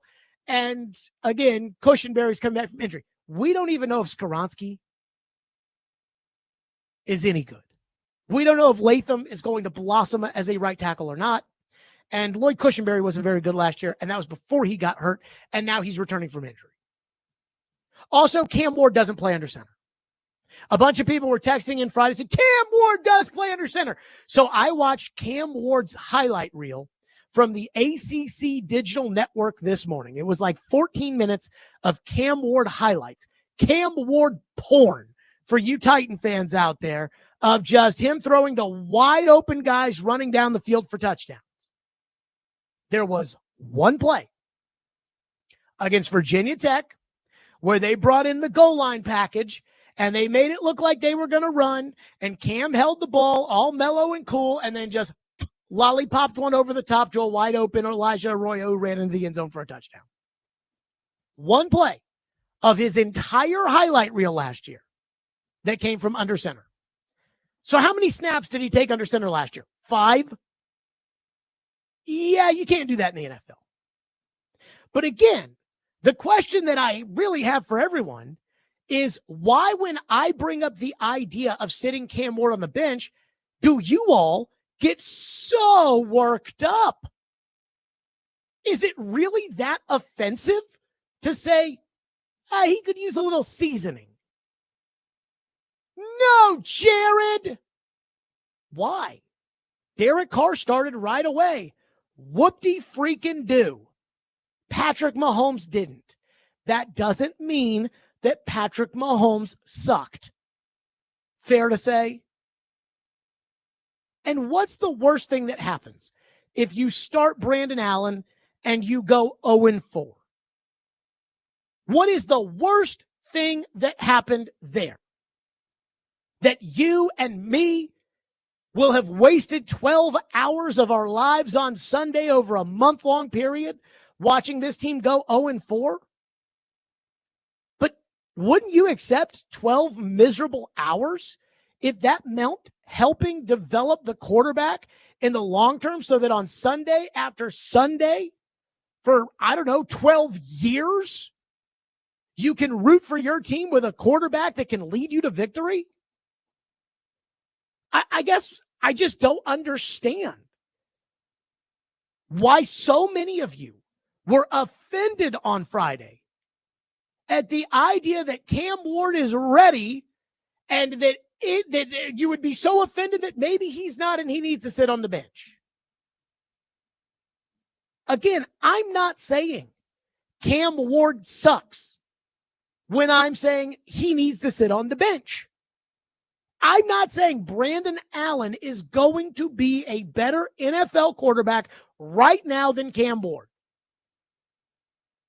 But I am saying I need to make sure this kid is ready before I put him out there when he's not ready to go, just to scratch the itch of, well, it'll at least be entertaining to watch him play. Again, Andy Reid drafted Patrick Mahomes, and he went to the podium and said, he's not ready. He didn't say he sucked. He said he's not ready. And many of you would say, because I got this yesterday, well, Brandon Allen and Will Levis suck. And in the case of Mahomes, Alex Smith was the quarterback. In the case of Aaron Rodgers, Brett Favre was the quarterback. Yeah? Well, what about the Bills starting Nathan Peterman week 1 over Josh Allen? Nathan Peterman sucks. Chris Chandler was 11-14 as a starter for 2 years with the Houston Oilers while Steve McNair sat the bench. What's the difference between Chris Chandler's 5-8 in 1995 and Brandon Allen going what? Over a 10-game period. Or not 10-game period, 13-game period. What's the 4-9? I mean, again, with Mason Rudolph playing quarterback last year, you won, 4 games? You're probably going to get the same with Brandon Allen. So what's the difference between Chris Chandler going 5-8 and Brandon Allen going 4-9? And when did, if you take a guy number 1, he has to start. When did that become a thing? Like, where does that assumption come from? I mean, all of the people out there said that if this were last year's quarterback class, he would not have gone in the top 3. I mean, they have said that definitively. Drake May didn't start week 1, folks. J.J. McCarthy didn't start week 1. Michael Penix didn't start week 1. When did we start doing this? He has to start, period.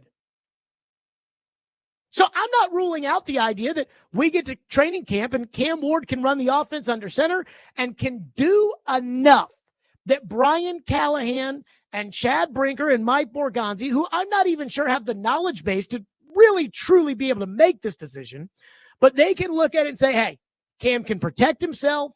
He's not going to get beaten to a pulp. It's not going to stunt his long-term development as we put in game plans to try to win on Sundays, but that Cam is ready to go. What if What if he doesn't demonstrate that? It's not some failure. It means we'll teach you. I get there's no Alex Smith and there's no Brett Favre on this roster.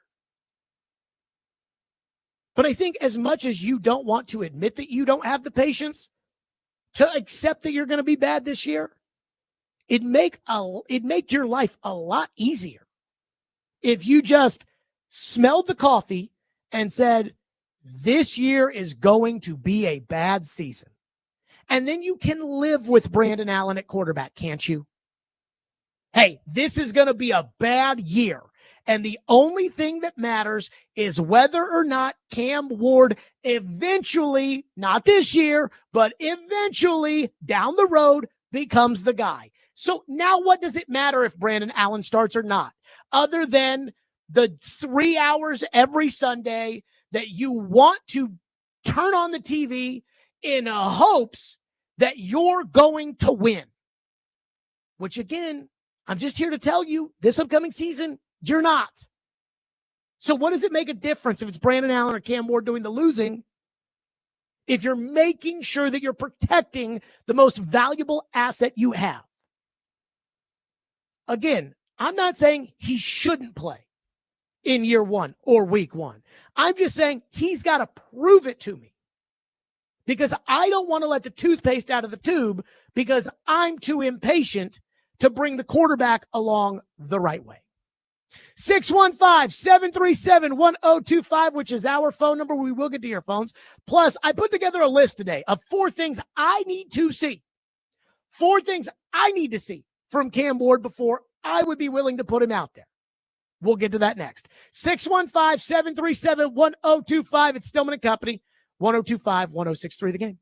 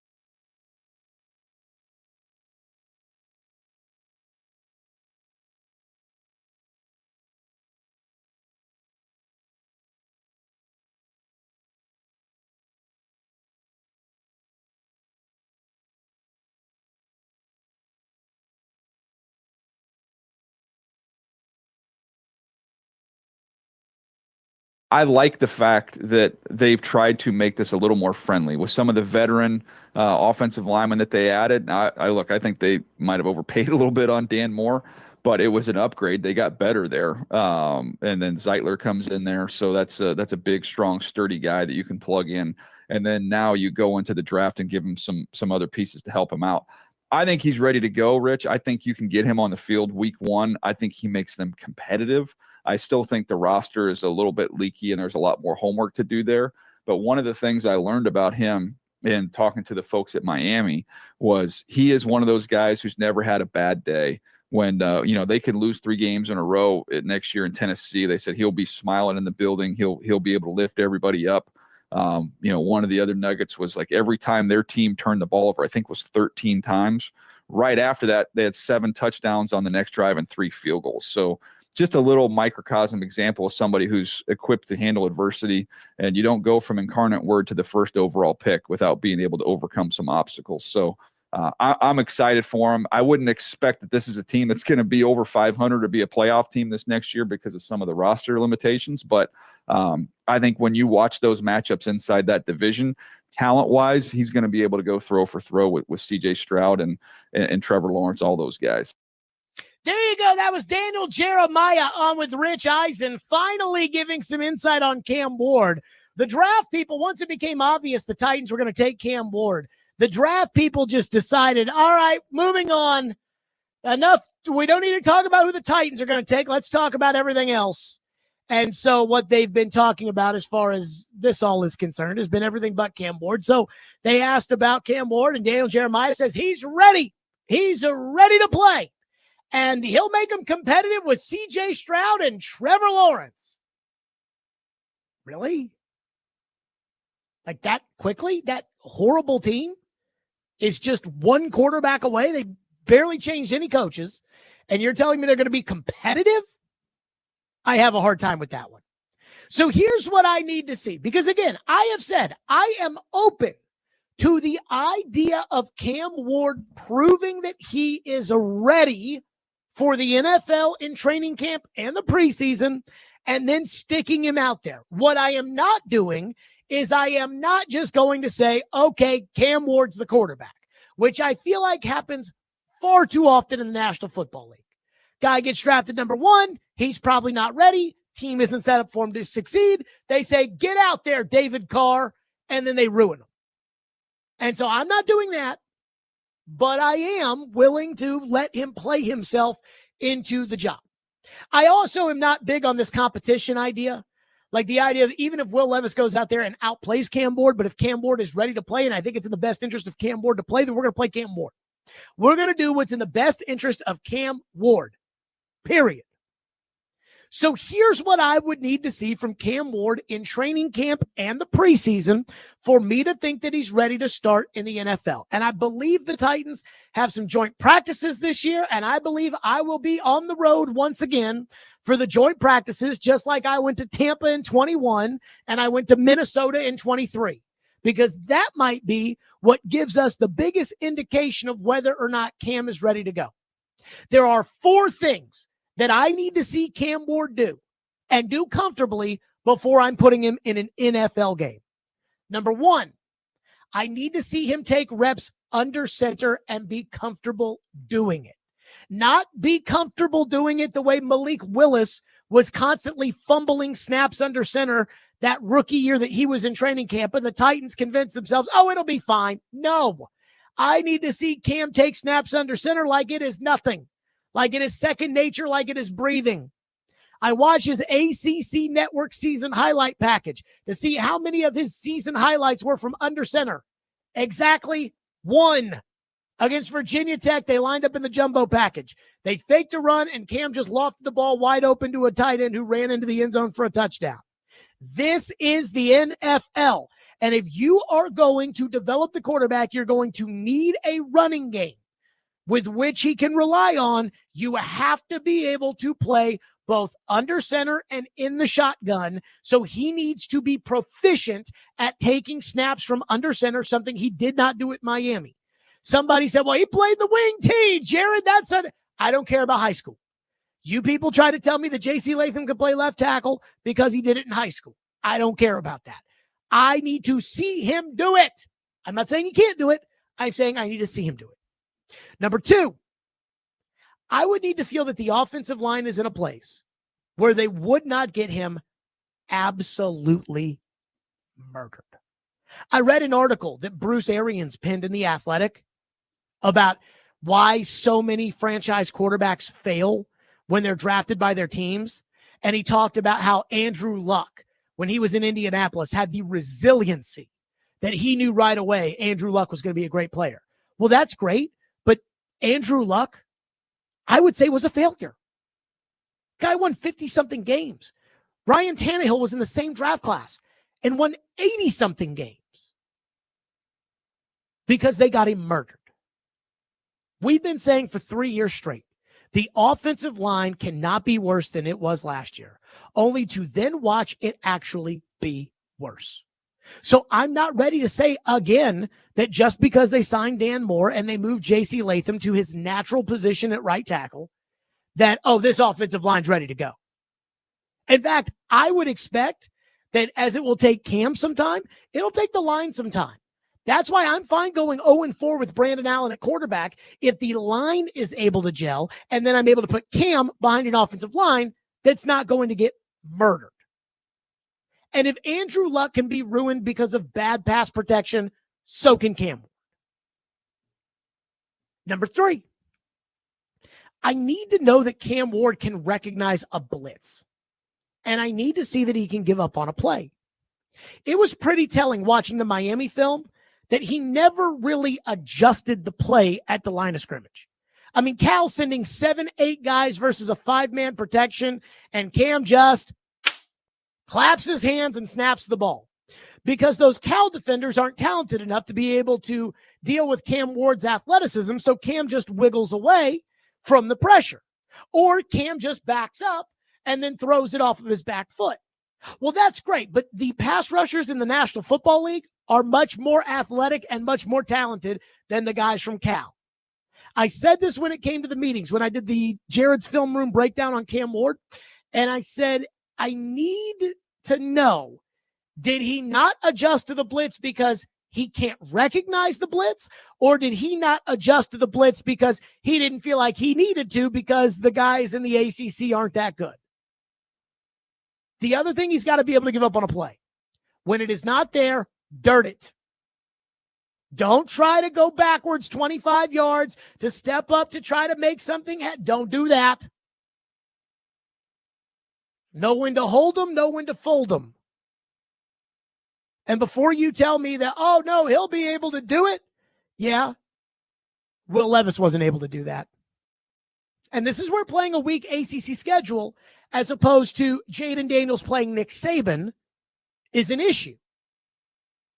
Because the ACC defenses are not as complex and not as athletic as the NFL ones. Alabama, with Nick Saban, pretty close.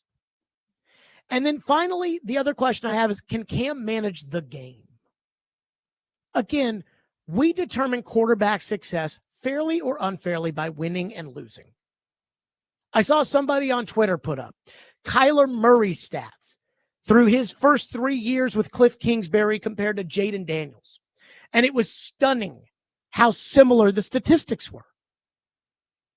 Again, I haven't watched enough of Kyler or Jaden Daniels to be able to tell you that it's the same. But it sounds like there's a legitimate argument to be made that, hey, Kyler Murray's putting up similar statistics as Jaden Daniels. But you know what Kyler Murray's not doing? He's not in the NFC title game. Well, managing the game is part of the process. Cam was up 21-0 against Syracuse and lost. Can he grind out a game? They talk about this in baseball. When a starting pitcher doesn't have his best stuff, can he get you through 6 innings? Or is Cam just trying to go out there every day to throw for 330 and 4 touchdowns? For instance, remember Will Levis against Chicago? You're up 17-0 at halftime. All you have to do is just not lose the game. Brian Callahan said to him on the sideline, whatever you do, Don't turn the ball over. We're going to punt and we're going to win. And he said, yes, coach. And then he went out there and he flicked the ball in the air for a pick six. Levis can't manage the game. The only games Levis ever wins are the ones that turn into these weird fakakta shootouts, like the Miami game on the road 2 years ago, the Atlanta game where he's throwing it all over the yard, and the Houston game where, again, it's big play here, big play there, big play here, big play there. Those are the only games he can win. He cannot win a game where he's got to grind out the other team. That is a skill, managing an NFL game. You are the last person to make a crucial decision for an NFL organization. It's not the owner. It's not the GM. It's not the coach. You're the one that is looking at the defense. You're the one that's deciding to snap the ball into a blitz. You're the one that can call timeout. You're the one that can change the play. You're the one that, hey, I'm supposed to throw it to him, but I can throw it to him. Can you manage the game? So if Cam gets into training camp, and I think the joint practices will be very telling. Will Levis was a mess against the Seahawks in the joint practices. Boy, I remember saying, hey, if Will Levis plays this way in a real game, the way he played in these joint practices against the Seahawks, you people are going to say, he sucks. And I just got crushed by people. Jared, you're just a hater. You're a contrarian. It's just practice. Who cares? I mean, it was the biggest foreshadow of all time. And all I heard was, how bad you suck. That's it. So I need to see him take snaps under center. I need to feel confident that this offensive line's in a place where they're not going to ruin him. I need to know that he can recognize the blitz and give up on a play. And I need to know that he can manage the game. And if he can do those four things and proves it to me in training camp in the preseason, then put him out there. But if not, sit. Do not let the toothpaste out of the tube. All right, phones on this. Everyone wants to weigh in. 615-737-1025. We'll do it next. Stillman and Company, 1025, 106 for the game.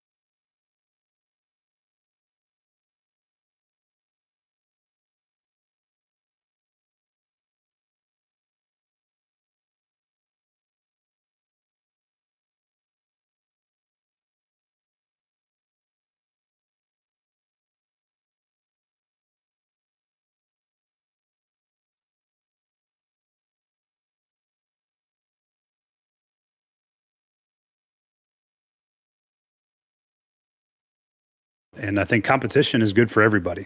Competition is good for young players. It's good for veteran players. It keeps their edge. So having guys that can play and compete, I think, is a good thing for our football team. It's going to make us better from top to bottom. It'll make those individuals better too, just because they're going to have to come in and perform. And there's always somebody else that's there that could possibly perform better. And I think that's how you get the best out of each position group and ultimately your team. Specifically with that position, how do you plan to divide or handle reps during OTAs, during minicamp? And is there going to be a first team guy at quarterback? Yeah, they'll have plenty of opportunities. How those reps get shaken out will sort of be determined by how they perform when given opportunities. All right, there you go. That was Brian Callahan talking about the quarterback competition. You know, it's funny, and I promise phones in just a second, but I read through the YouTube chat or the text line and just, Jared, you are so negative. You hate this team. You're a hater. You this, you that. And I keep thinking back to the Seattle practices. You know, the joint practices against Seattle last year. And I remember the first day, the Titans offense did nothing. They ran the ball once with Tony Pollard, broke off a big run. And other than that, they did nothing, just nothing. And there was one throw where Levis had Burks on the sideline, and then Burks got a cramp. Shocking, I know. And so that one was incomplete. They, didn't move the ball at all in the team periods. Nothing. The next day they went out there, same old badness. The offensive line was getting whipped in the one-on-ones. And then they went out there in the 2-minute drill. They repped one play. And it was intercepted by Devin Witherspoon, who ran the ball over and handed it to Jamal Adams, and everybody laughed, and they all had a good time. And I'm thinking, like, okay, yeah, everybody laughs, good time. Blow the whistle and run it again. Get back out there. There's one play in the 2-minute drill. That was it. Seattle put their team out there. They ran it, and then Mason Rudolph came out. I'm like, wait a minute, one rep? Both days of practice were abysmal. So I tweeted out that day. So now that Will Levis has had 2 bad practice days versus Seattle, I have to ask, does practice count for anything or only when the Titans do something good? And the replies, I'm just going to read some of them because it's funny. You got it backwards. Only the bad stuff counts according to you, hypocrite. On today's show, the Titans suck 0-17. Levis will be sacked 900 times and throw 49,000 interceptions. Worst team and quarterback ever. Owner, coach, and GM, all liars. Terrible. I mean, Levis was sacked 900 times and did throw a boatload of interceptions. One texter says, let's wait for the season to start and see what he does. It was just so much. You're a hater. You're so negative. You seem to have a bad day. This is August 16th. You seem to have a bad day every day by the posts on this page. When are you being replaced? I was at a wedding that weekend in Toronto, and there were 2 people from Nashville that were getting married. And so a lot of the people that were there were from Nashville. And this person comes up to me and he's like, we're going to be better than we were last year. I'm like, dude, I just saw the joint practice with the Seahawks. You're not going to be better. This team's not good. He's like, you're just a hater. I'm like, okay. And then we saw the season. So at what point do you look back at yourself and say, maybe I should have listened? Let's go to Jared, who's up next. Our phone lines are driven by WilsonCountyHyundai.com at 615-737-1025. Jared, go ahead.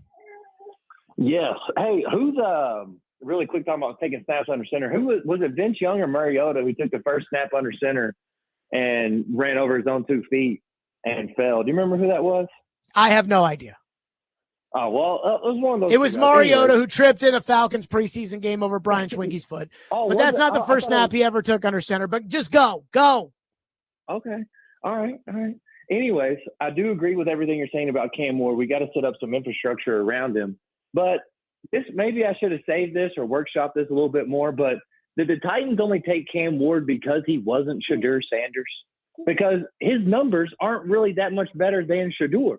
So if had Shedeur just kept his mouth shut and gone with the flow, would we have taken him number 1? Or was it just because, he's not Shedeur and he doesn't have as good a stats as Shedeur, but we got a needed quarterback? Did we pigeonhole ourselves into one? And so I think everybody's just completely missed why Shedeur fell in the draft. Thank you, Jared. I mean, I think the bigger discussion here is about Shedeur than it is Cam. Like, I watched the tape of both guys.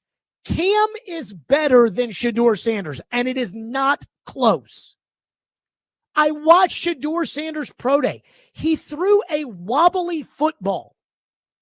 Again, he's wearing shorts and a t-shirt. There's no pass rush. There's no defensive backs. It is scripted work with guys you played with in college in an indoor facility. And he threw a wobbly football. Shedeur Sanders was not good. Like, he was never in the discussion in terms of, like, its seriousness at going number one or going ahead of Cam Ward. He was not. I don't care what Mel Kiper thinks or what Bucky Brooks thinks. They were not comparable players. It's had nothing to do with Shedeur Sanders. You know, Floyd used to tell me that as a GM, when it came to the media, he didn't care what Mel Kiper thinks about how he ranks players. But he used to always say, you want to know who has the best information. Which media person has the best information? And he surmised when he was general manager that John Clayton, the late, great John Clayton at ESPN, had the best information. So he would trade info with John Clayton. You know, Rand got burned, I think a rookie mistake at the Combine his first year when they started asking teams about a Derrick Henry trade. And Mike Silver reports that, yeah, they are trying to trade Derrick Henry because a veteran general manager said, oh, that's a good piece of information I can trade. And they trade pieces of information. I think the best, as far as the information train is concerned, and I was following very closely what everybody was reporting and what was happening. It's not Schefter. It's not Rappaport. It's not Diana. It's not Schrager. I think Albert Breer has the best information of any of these insiders. I think he has by far the best information. And I'll take it a step further. When I was at the Super Bowl, I stayed in the hotel that the Chiefs stayed in. Now, I left at about 8 a.m. every day to go out to the convention center, which was, I don't know, a 15-minute walk away. And so I would go down to the convention center and I'd set everything up and we'd start taping interviews and we'd do whatever. So I'd leave at about 8 a.m., 9 a.m. And again, this is the Chiefs Hotel. There are K-9s, the National Guard, machine guns everywhere because this is the Chiefs Hotel. Albert Breer was in the lobby talking to people. That's how he gets information. He has the best information. And the reason I bring this up is because Albert Breer said a week before the draft, he could not find a scout. He could not find a general manager who had a first-round grade on Shedeur Sanders.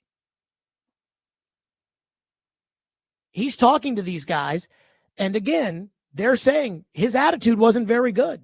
He said that Sanders was better at the end of the process than he was at the beginning when he was trying to steer himself to certain teams. It's the best information out there. So drafting Cam Ward had nothing to do with Shedeur Sanders because Shedeur Sanders was never that good. And the media, because he was a TV prospect, and all these people in the media were friends with Deion Sanders, and we all watched Colorado play because Deion's interesting. Shedeur Sanders was a TV prospect. That's it. Again, I don't think he's a fifth-round prospect, but he wasn't a first-round prospect either. 615-737-1025 is the phone number, 615-737-1025. We're to your phones here on the program. Stillman and Company, 1025-1063 The Game.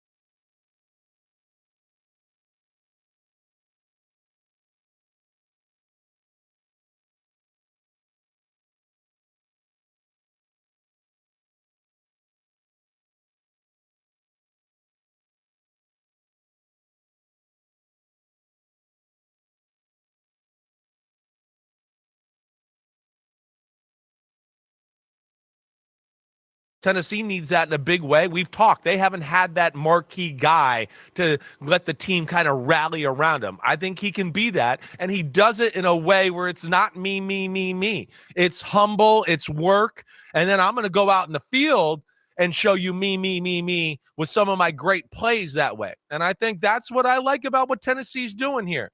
They seem it's a little Kansas City-ish, right? With the structure maybe of the organization to a degree. And I look at Borgonzi, comes from Kansas City, and he goes, wait, I just saw a gym rat and a guy that was ultra serious about his game and Patrick Mahomes. This guy's got some of that same attitude, some of that same arm talent. Let's build around that. And I came from Kansas City where we collected quarterbacks every year for the future, for now, whatever. So that makes sense to keep Will Levis. And, hopefully they're listening to Borgonzi. He's obviously learned some football and knows how to evaluate some talent from what he's done in Kansas City. And I've liked the moves they made. I thought they had one of the better drafts in the whole NFL, really. That was Chris Sims. Hey, one of the better drafts in the whole NFL. We'll see. I mean, I don't know. I've heard everybody for an entire week just take their pants off talking about the Patriots draft. And I'm like, they drafted a tackle with short arms with the 4th pick. I'm not sure I'd say that's a great draft, but hey, whatever. Back to your phones as promised on Cam Ward. One texter says, serious question.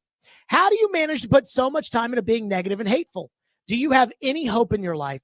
Some people communicate with each other by complaining. It's terribly unhealthy. It's a terribly unhealthy way to live. I will pray for you. How do you live like this? Let yourself have a little hope. Yes, the Titans have sucked for a while. We can't expect them to be Super Bowl contenders every year, but it's almost an all-new team. Surely some things will be better. Just for fun, try to do one segment about only positive things about the Titans. You literally spew negativity and hate for 20 hours a week. Come on, man. Lighten up. Let me say this. First of all, it's not an entirely new team.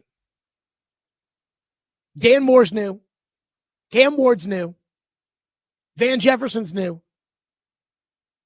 Draymond Jones is new. Xavier Woods is new. And the kicker and the punter.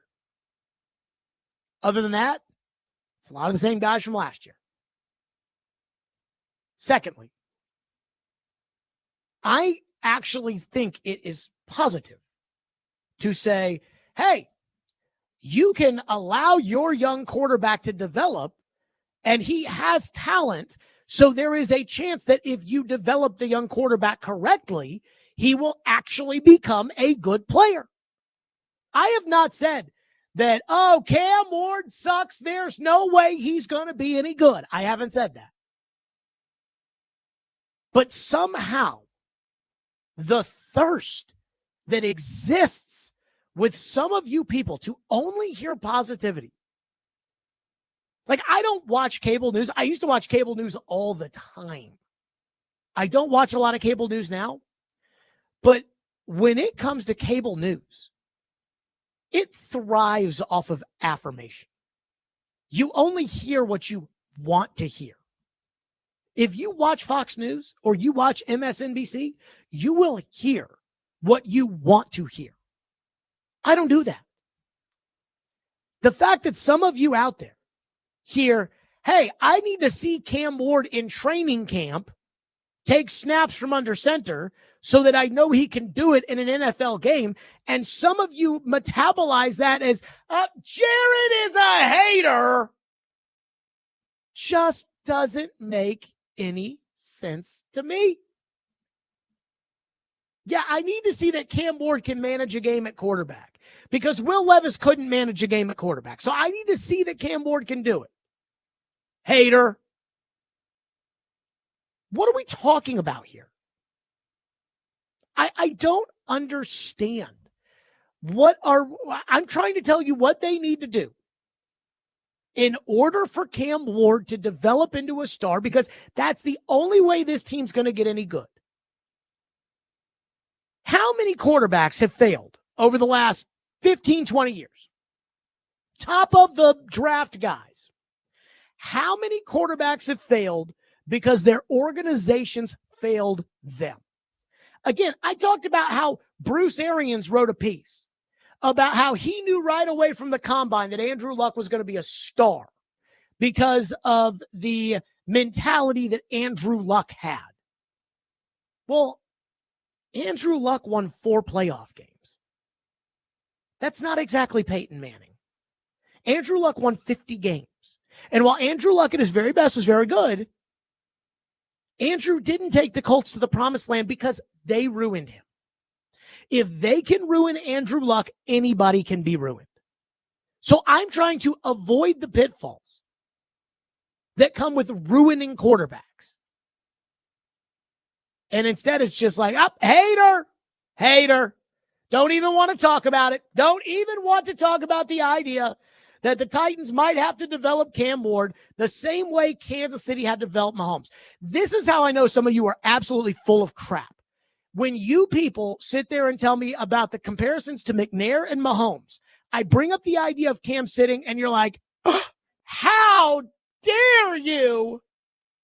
And I think, well, Mahomes sat, McNair sat, so you want him to be those guys, but you already think that he doesn't need what they needed. Does that make any sense? A bunch of you have texted in. Apparently the Ravens have cut Justin Tucker. And a bunch of people say, what about the Titans? What about the Titans? What about the Titans? You guys want to be the ones that pick up the phone, call Amy, and say, yes, Amy, I know that you're not spending money in a lot of spots, but can we spend money at kicker on a guy who's been accused of sexual assault by like 12 different women? If you want to have that conversation with Amy and you think she'll say, go ahead, then be my guest. But I don't think that's going to happen. I'm just going to tell you right now, I don't think Justin Tucker's ever going to play football again. Ever. 615-737-1025, which is our phone number. The Predators announced today, Andrew Brunette is coming back. Now, we all pray that the ping pong balls fall their way. Team CEO Sean Henry joins us next. Stillman and Company, 1025, 106 for the game.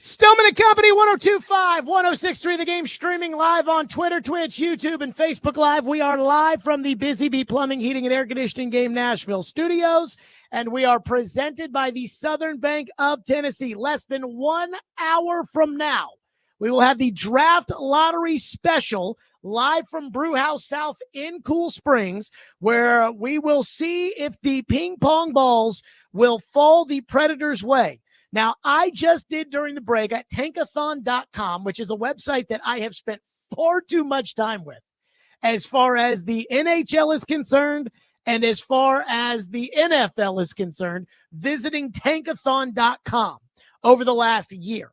But they have the ability for you to be able to sim the lottery. And I did 10 simulations. The Predators have the third best odds to get the number 1 overall pick, which I believe they would use on center Michael Misa out of Canada, who's got like 130 points in 60-something games. So I did 10 simulations. The best you can do is number 1. You've got an 11.5% chance at number 1. And the worst you can do is number 5. So out of 10 simulations, 431, 551, 4545, an average of 3.7. So the only reason, and I did another 10 simulations the other day, and the only reason that at that 10 simulations, I got an average of 3.6. So 3.6, 3.7. So I guess long way of saying I'm trying not to get my hopes up, because if that ping pong ball comes up number 1, I'm going to lose my pants in excitement. I'd rather be surprised and excited than be disappointed, but just don't get 5th. 4th I can live with. 5th, I'm a little nervous about. Barry Trotz held a press conference today, and he announced that Andrew Brunette will return as the coach, saying he is a good young coach and that he will be a better coach because of what happened this past year. Team CEO Sean Henry joins us now on the program. Sean, I got to tell you, if you had told me a year ago that we would be talking today, and it would not be about game 1 of the second round of the playoffs, but it would be about the draft lottery and the odds, I would have been a little disappointed. That said, I know you're a lot more optimistic in life than I am. How are you feeling ahead of the draft lottery? Well, I have a gold and a blue rabbit's foot in my hand right now. I passed on rabbit's feet around the office for the past 2 weeks. You always want that little extra luck, but it's exciting. It really is. We've never drafted number 1 overall. I think we've only had, 2 top 5 picks in our franchise history. So it's time. Let's stop doing the simulations and let's go, right?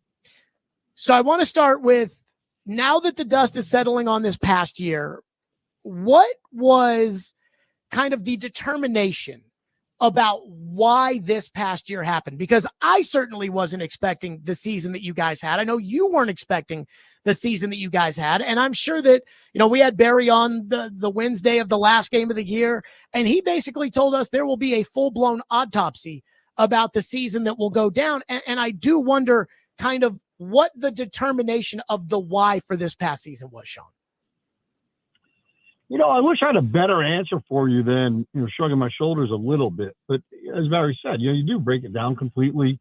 The exit interviews with players and coaches and really the whole hockey operations staff, it's so important because you get everyone's little nuances, ideas, thoughts. What did you see? What didn't you see?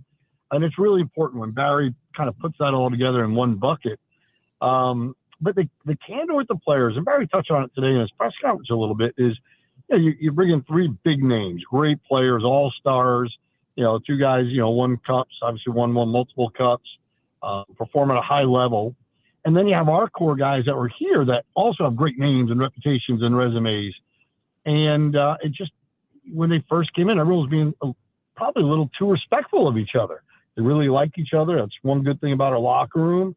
But because of that, it took too long for everyone to start, I don't want to say hold each other accountable, but talk to each other a little differently, when things weren't going that well.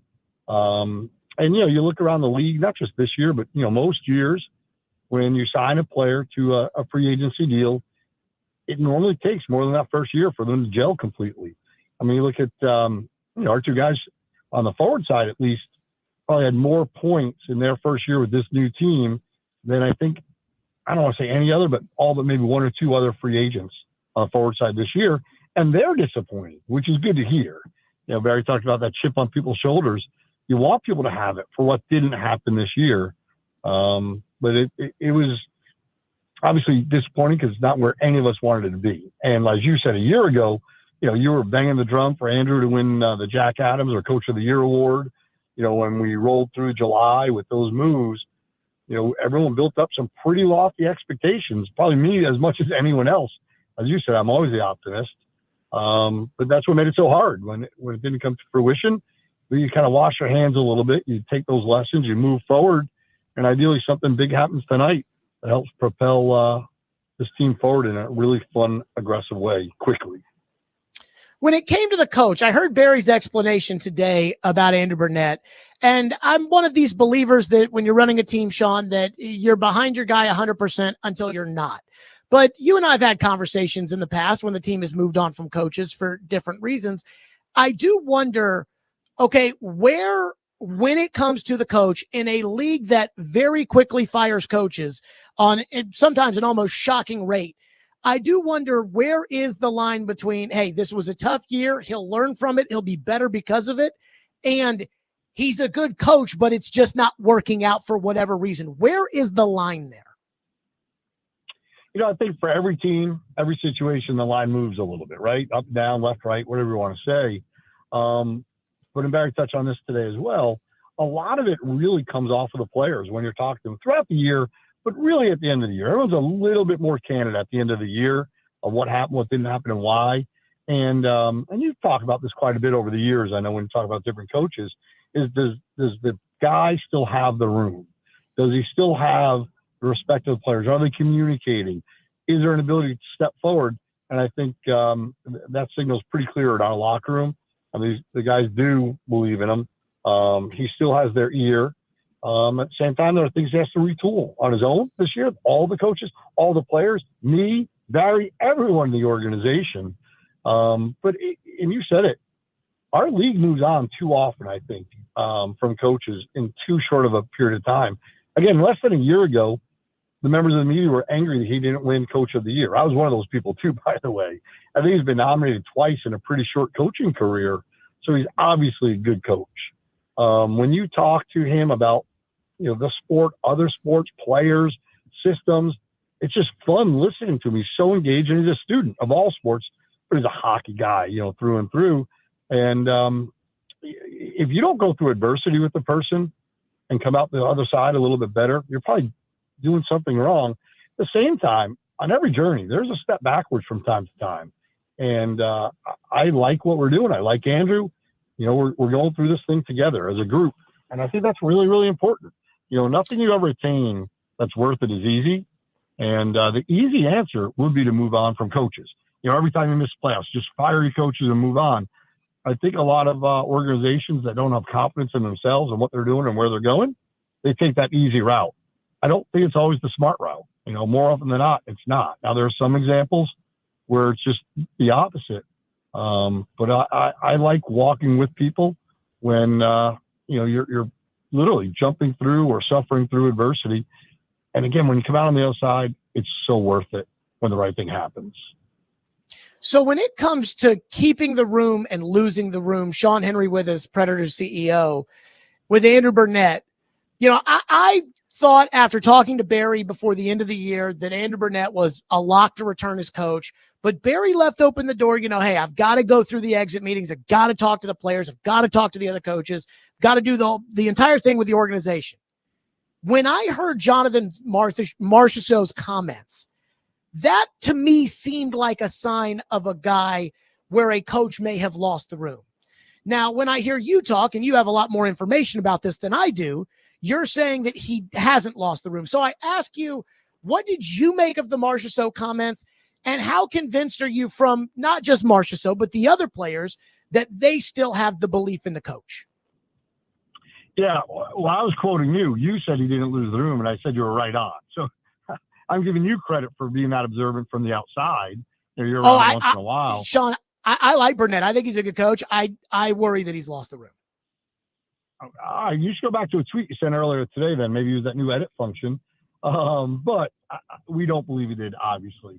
And what Jonathan shared with the media on his exit interviews, or on cleanout day, that was not news to Andrew or Bruno or the coaching staff or Barry. And that's what's good. You and I might have a disagreement. If I'm telling you about it, that means we have a good relationship too. I like watching people disagree. And what I mean by that is people can disagree really well and good things happen out of it. Or you can disagree poorly, meaning you don't talk or don't share things. And again, what he shared that day, obviously you always want those things kept inside the room, if you will, but it wasn't the first time people were hearing it, let alone our coaching staff. And that is a really good thing and a good sign. It's always alarming when you hear things for the first time and it's not to the person it should go to. And in this case, he went to the right person to talk about those things. They had, good meetings at the end of the season, and that's important. You want your star players to be strong in their convictions, opinionated, but most importantly, share it in the proper way. And our players did that, throughout the year, but most importantly at the end of the year, so you can figure out what you need to change, tweak, improve upon. And that really was the theme that Barry talked about. Do we think that Marchessault and Andrew Brunette, because to your point, my guess is this is not the first time that Marchessault has voiced an opinion. I had been hearing things over the course of the season about Marchessault and kind of the way he does things and it not actually being the same way that the organization does things, which is probably not unusual for somebody that had been somewhere for so long. But do you see Andrew Brunette and Jonathan Marchessault being able to coexist going forward? Oh, I do. That's why, we're moving forward the way we are. Again, you want people to tell you when they think they're wrong. And that's at all levels. I don't care who the person is, what organization it is. A great partner, teammate, employee, executive, they share when they think something's wrong. And they'll share a way to do it differently. Doesn't make it always right, by the way, but it creates the right dialogue. And again, I challenge anyone to find any organization that isn't successful where that's not happening. You want people to share that they don't agree with what's going on and why and how they would do it.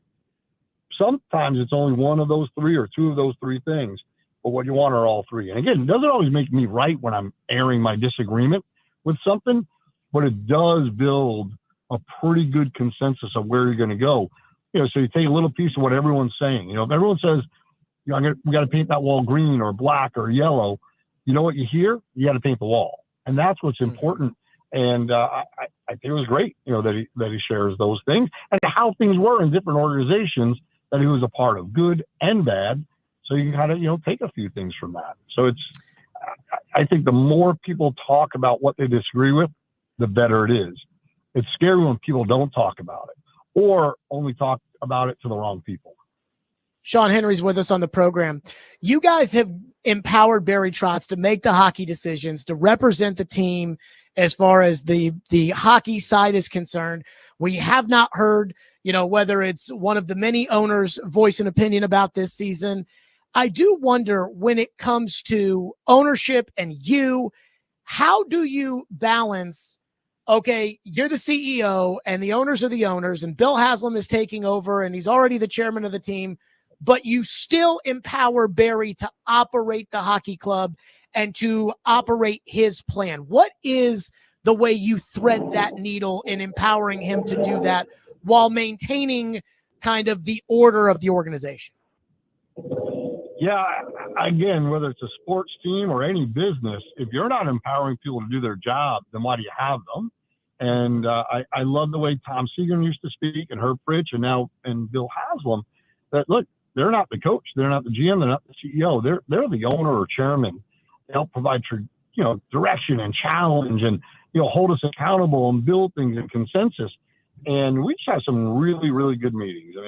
Barry, myself, and Bill, over the past probably 2 months, I've gotten together either in person or on the phone at least twice a week, talking about what's going on, why it's going on, where we're going, what we're going to do, what do we need. And that's what I love about Bill.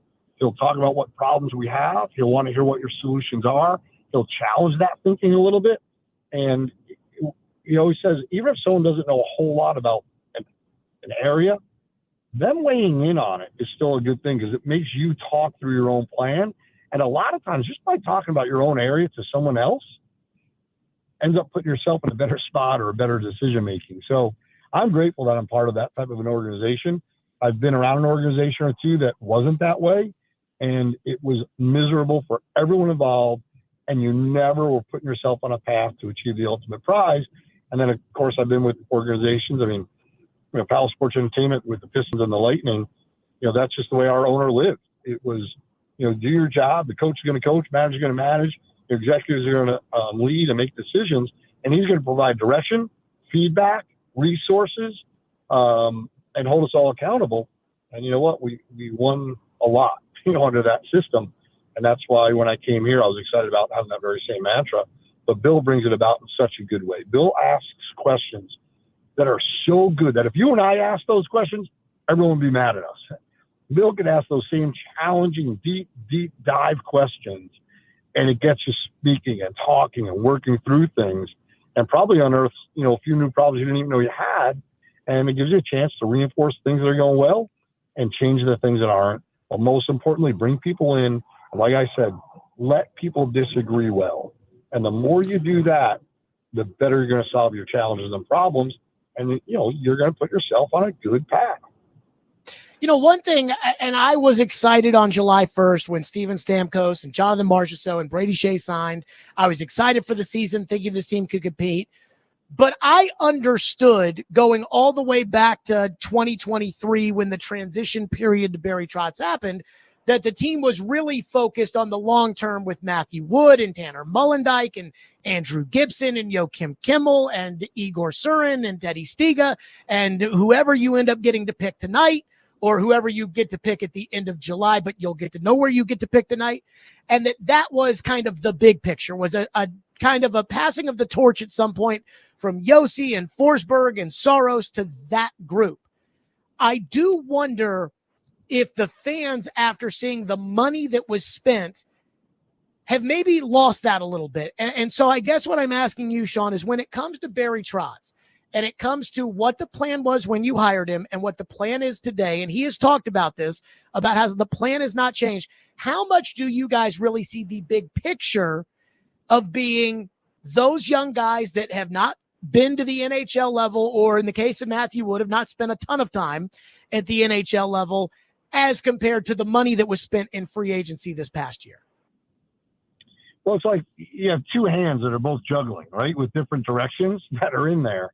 And on one, when Barry and David worked together the remainder of that spring, kind of cleared the decks with some fan favorites, some other players that are a little bit older, brought in a lot of new draft picks. Heck, we got 3 first-round picks this year from those moves. It was about building something really special for the long term, but also improving the team for the short term, so the two could mature together. So when you look at this past year, with 7 guys made their debut this year, I think, NHL debut. They have a chance to play with a Steven Stamkos, a Marchessault, a Forsberg, a Yossi, Ryan O'Reilly. That allows them to make some mistakes that get covered up a little bit. Allows them to take the right seat on the bus. For a guy that's going to be a top 6 winger or forward, starting them always on the 4th line, because that's the only place you can put them because there's no room, maybe doesn't allow that person to develop as much as you want them to. Allowing the guy to be on the 3rd or 2nd or 1st line, but sandwiched between 2 incredible players allows for better development. At the same time, last July was we're responding to making the playoffs the year before. Let's make sure we're not trading any future assets away, because that's the future. But let's plug in some serial winners, as Barry said. So when those kids or young men are making their debuts, they're doing so with someone that's done it at a really high level. They see what's needed to be done day in and day out, which really complements our development department. Because now you're adding 4 or 5 guys on the ice that become development coaches with and for them. So it's not changing from one view to the next or way of doing things. It's continuing what we put in motion 2 summers ago.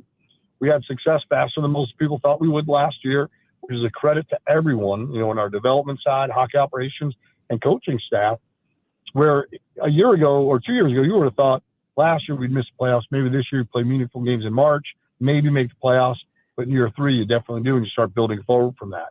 I think we're still on that same, cycle that's out there, and it's going to be a lot of fun to watch young guys develop as they're starting to enter their primes and some of those great players we have on our team right now are still in it, that mixture is dynamic. And you see it with the 4 teams that will be in the Final Four in the East and West this year. You'll see a similar mixture that's there, maybe a year or two ahead of us, but very, very similar. You know, some core veterans that have been in the league 14, 15, 16, 17 years, and guys have been in the league 3, 4, 5 years. That's where we'll be in a year or two, ideally. Last one for you. I said that this time last year, if you had told me we'd be having this conversation on the night of the draft lottery, I would have been shocked.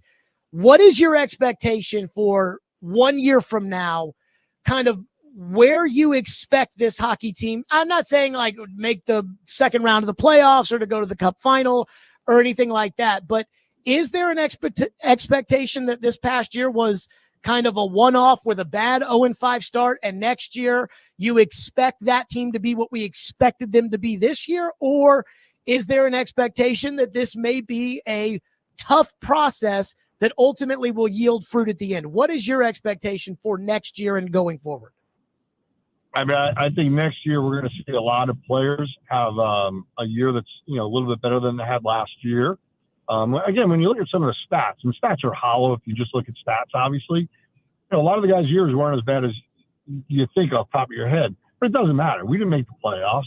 We're in the lottery right now instead of in the playoffs.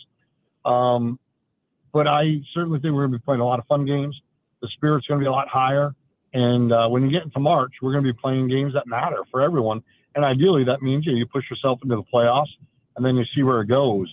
Because last year paid dividends for this team, or will pay dividends for this team years from now, giving guys their first playoff glimpse. You want to play those meaningful games again, you know, next year. So we're not having this conversation. But you look at some of the playoff teams this year that were out of the playoffs last year, or got eliminated really early on, or drafted early when they shouldn't have.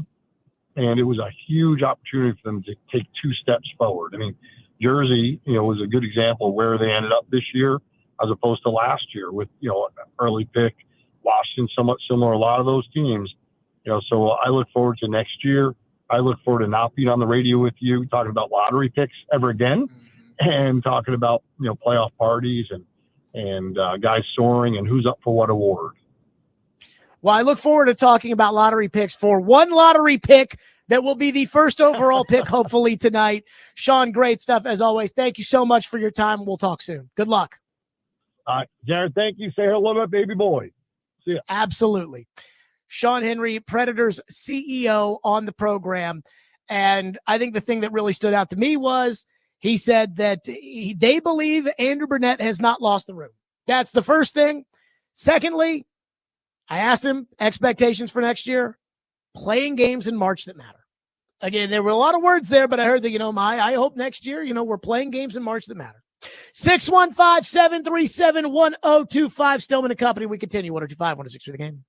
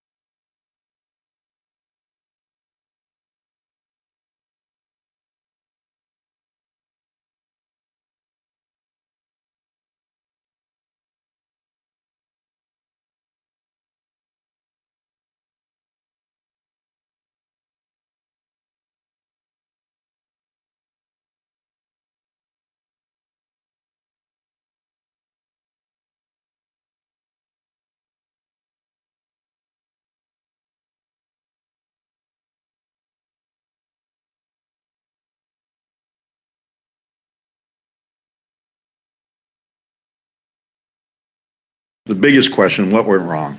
That's what you guys, everybody here, I'm asking the same question. We were excited in July 1, all the acquisitions. I don't regret anything that we did. We had to replace Ryan McDonough. We did that with Brady Shea. We felt we had to add a few more veteran players. You saw in the playoffs, we didn't have a lot of offense. We tried to add some offensive players.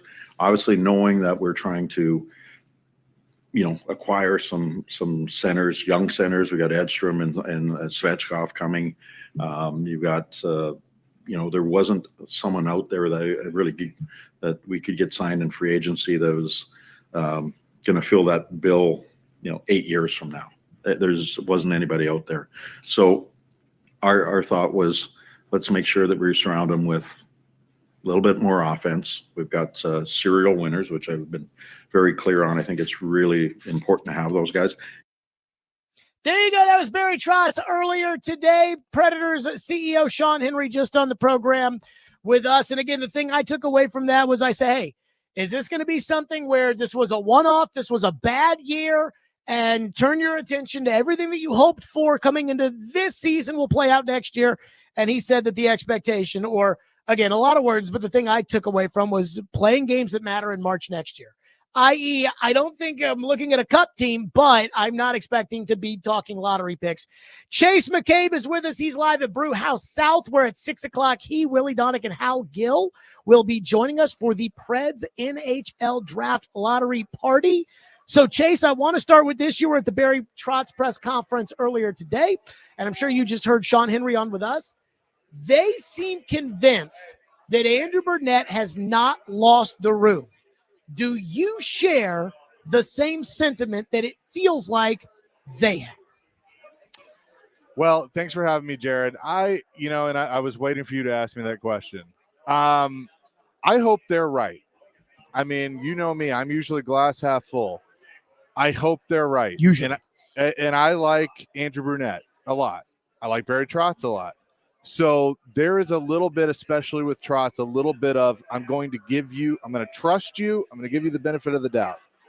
But my takeaway from the press conference today was he had what he was going to say. He knew he was going to be asked about Brunette. He knew that there was going to be pushback on Brunette, and he had his script and he was ready to go.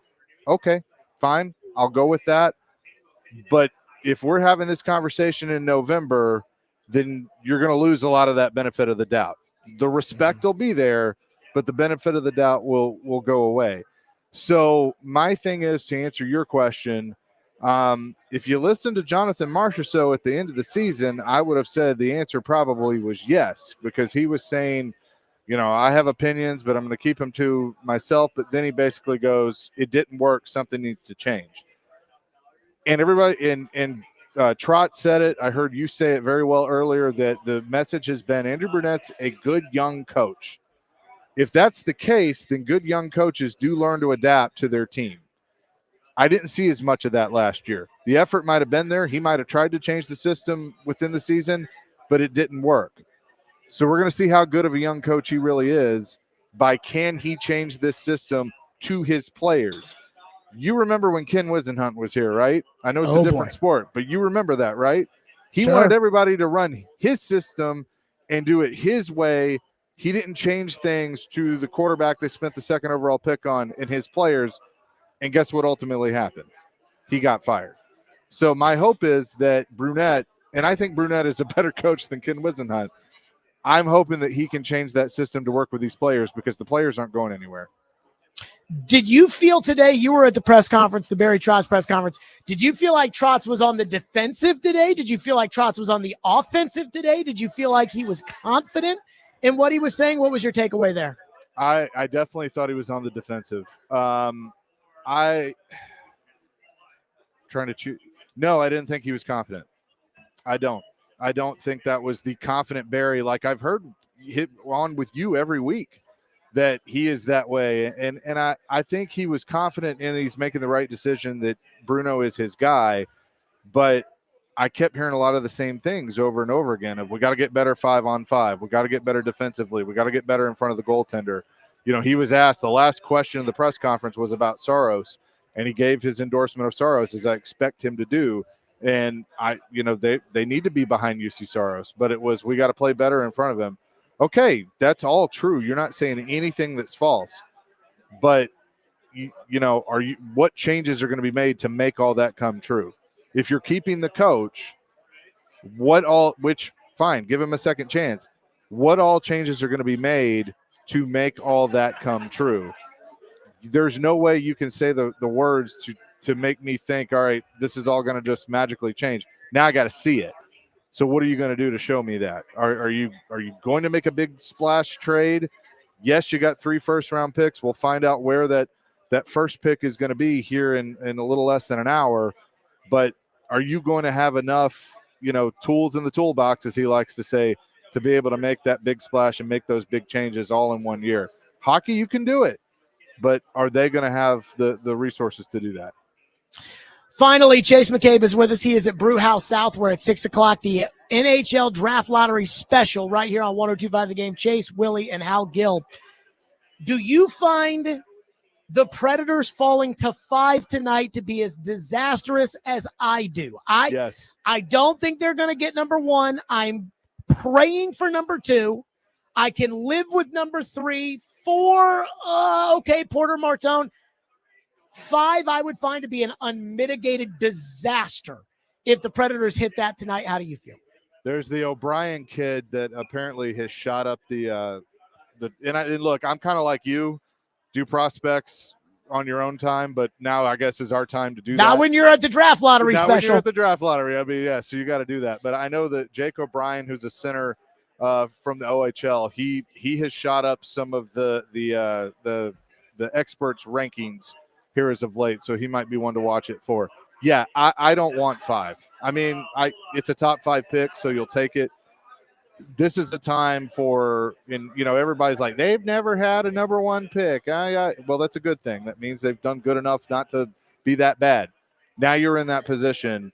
1, 2, or 3 is where I want to see them, where I want the ball to bounce. I want Rand Carthon to say the ball bounced our way. But I just 4 or 5, I'm kind of with you of, we'll cross that bridge when we get there, but I really would rather it not be that. 6 o'clock tonight, live from Brew House South in Cool Springs. Chase, Willie, Hal. They will have the actual draft lottery, and then, of course, tons of reaction. And I believe Chase Barry Trotz is speaking after the draft lottery tonight, and I assume you guys will take that live as well. We will. He's going to do a Zoom, so we will carry that whenever he does that. Chase McCabe, we will see you at the top of the hour. Thank you, Chase. Thanks, Jared. 615-737-1025. Let's hit some phones on the Predators. Let's do it next. 615-737-1025. And there is something I do want to clear up because I don't think I was in the wrong on this, but we'll get to that next. Stillman & Company, 102.5 The Game.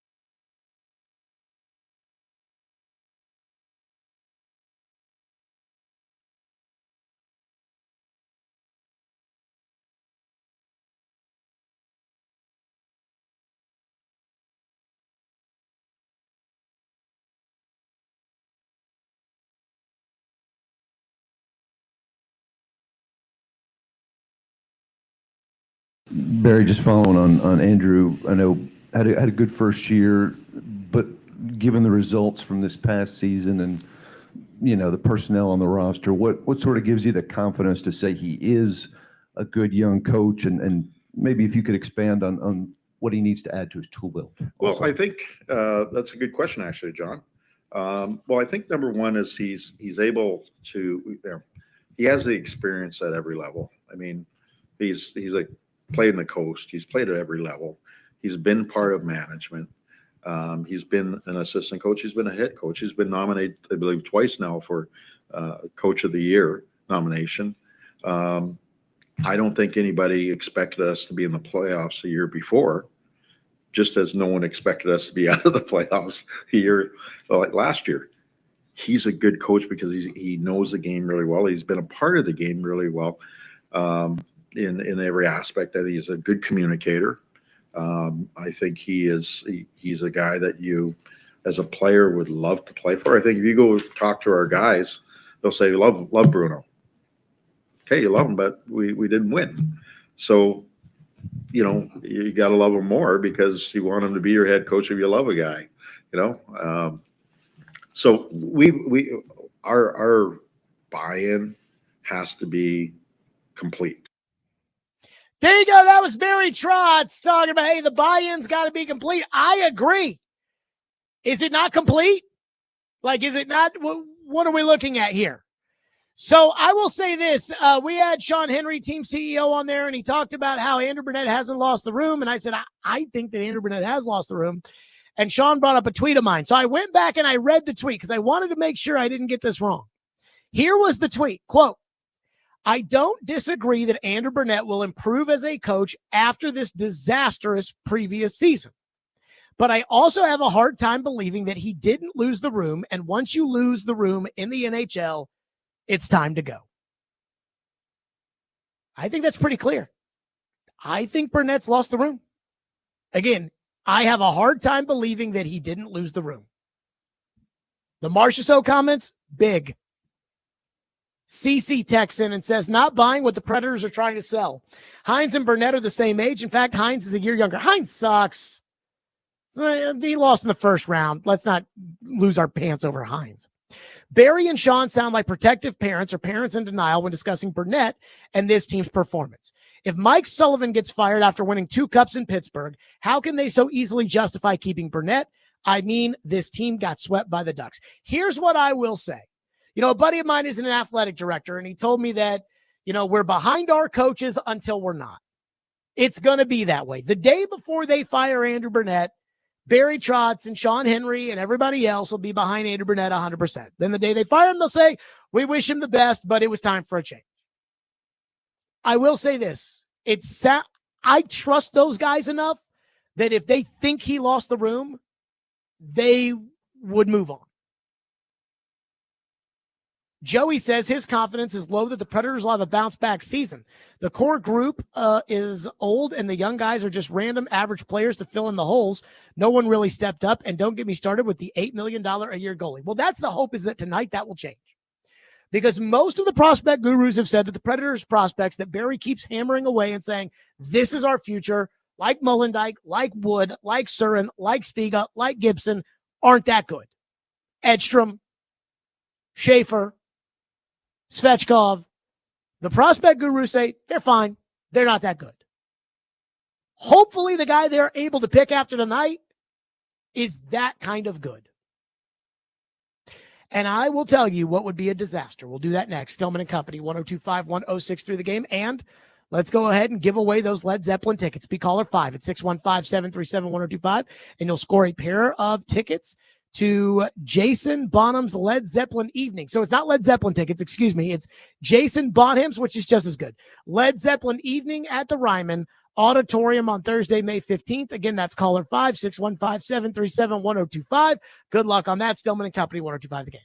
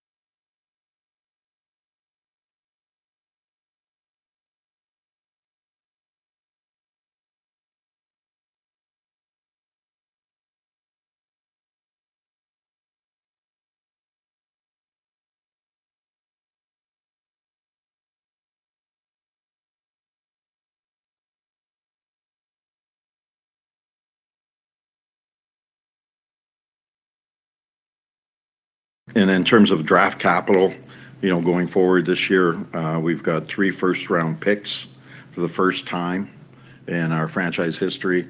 We have 4 in our top 35 picks. We should add to a pretty good pool of draft choices that we already have in the process of developing. So we should hopefully with our this week our scouts are in for meetings that we should add to a fairly deep playoff pool or a prospect pool. I'm excited about the possibilities in the draft. I mean, regardless of the outcome of the lottery, which is pretty exciting tonight, we know we'll have a top 5 pick at least. And with any help with the rabbit's feet and all the other things that we got going on, hopefully it's a little higher than that. But we're excited about that because you're going to get a top player to that really strong pool of prospects and deep. And then the lottery, depending on what happens on the lottery, will probably dictate what we do in the draft. There you go. That was Barry Trotz. Tonight, 6 o'clock, Chase, Willie, and Hal have the the lottery show special live from Brewhouse South in Cool Springs. Here's what again, let me just say this. If the Predators get the first or second pick, I will piss my pants with pure joy. If it's 3, which would be James Hagens, I believe, out of Boston College, I can live with 3. 4, I would be bummed out, but I do like Porter Martone.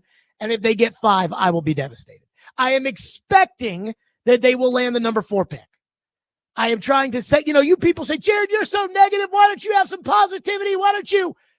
I don't think it's rigged. They're going to do the ping pong balls right in front of us tonight.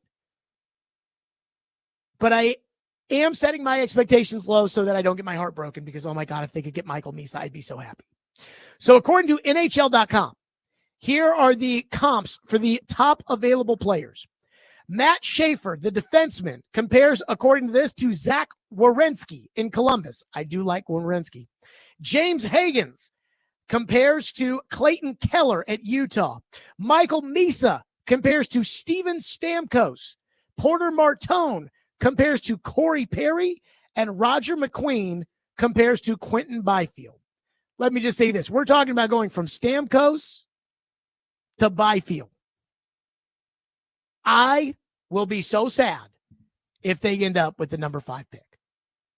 So let us pray for 1 or 2, especially 1.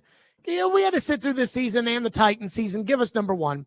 Read one final sim before we turn it over to Chase, Willie, and Hal. This is just for all the marbles. Here you go. 3, 2, 1. They got the number 2 pick. Philadelphia, number 1, Nashville, number 2, San Jose, 3, Chicago, 4, Boston, 5. If that's what happens tonight, I will be happier than a pig in you-know-what. Chase, Willie, Hal, live from Brewhouse South in Cool Springs. The Draft Lottery Specials next. We'll see you all tomorrow, too.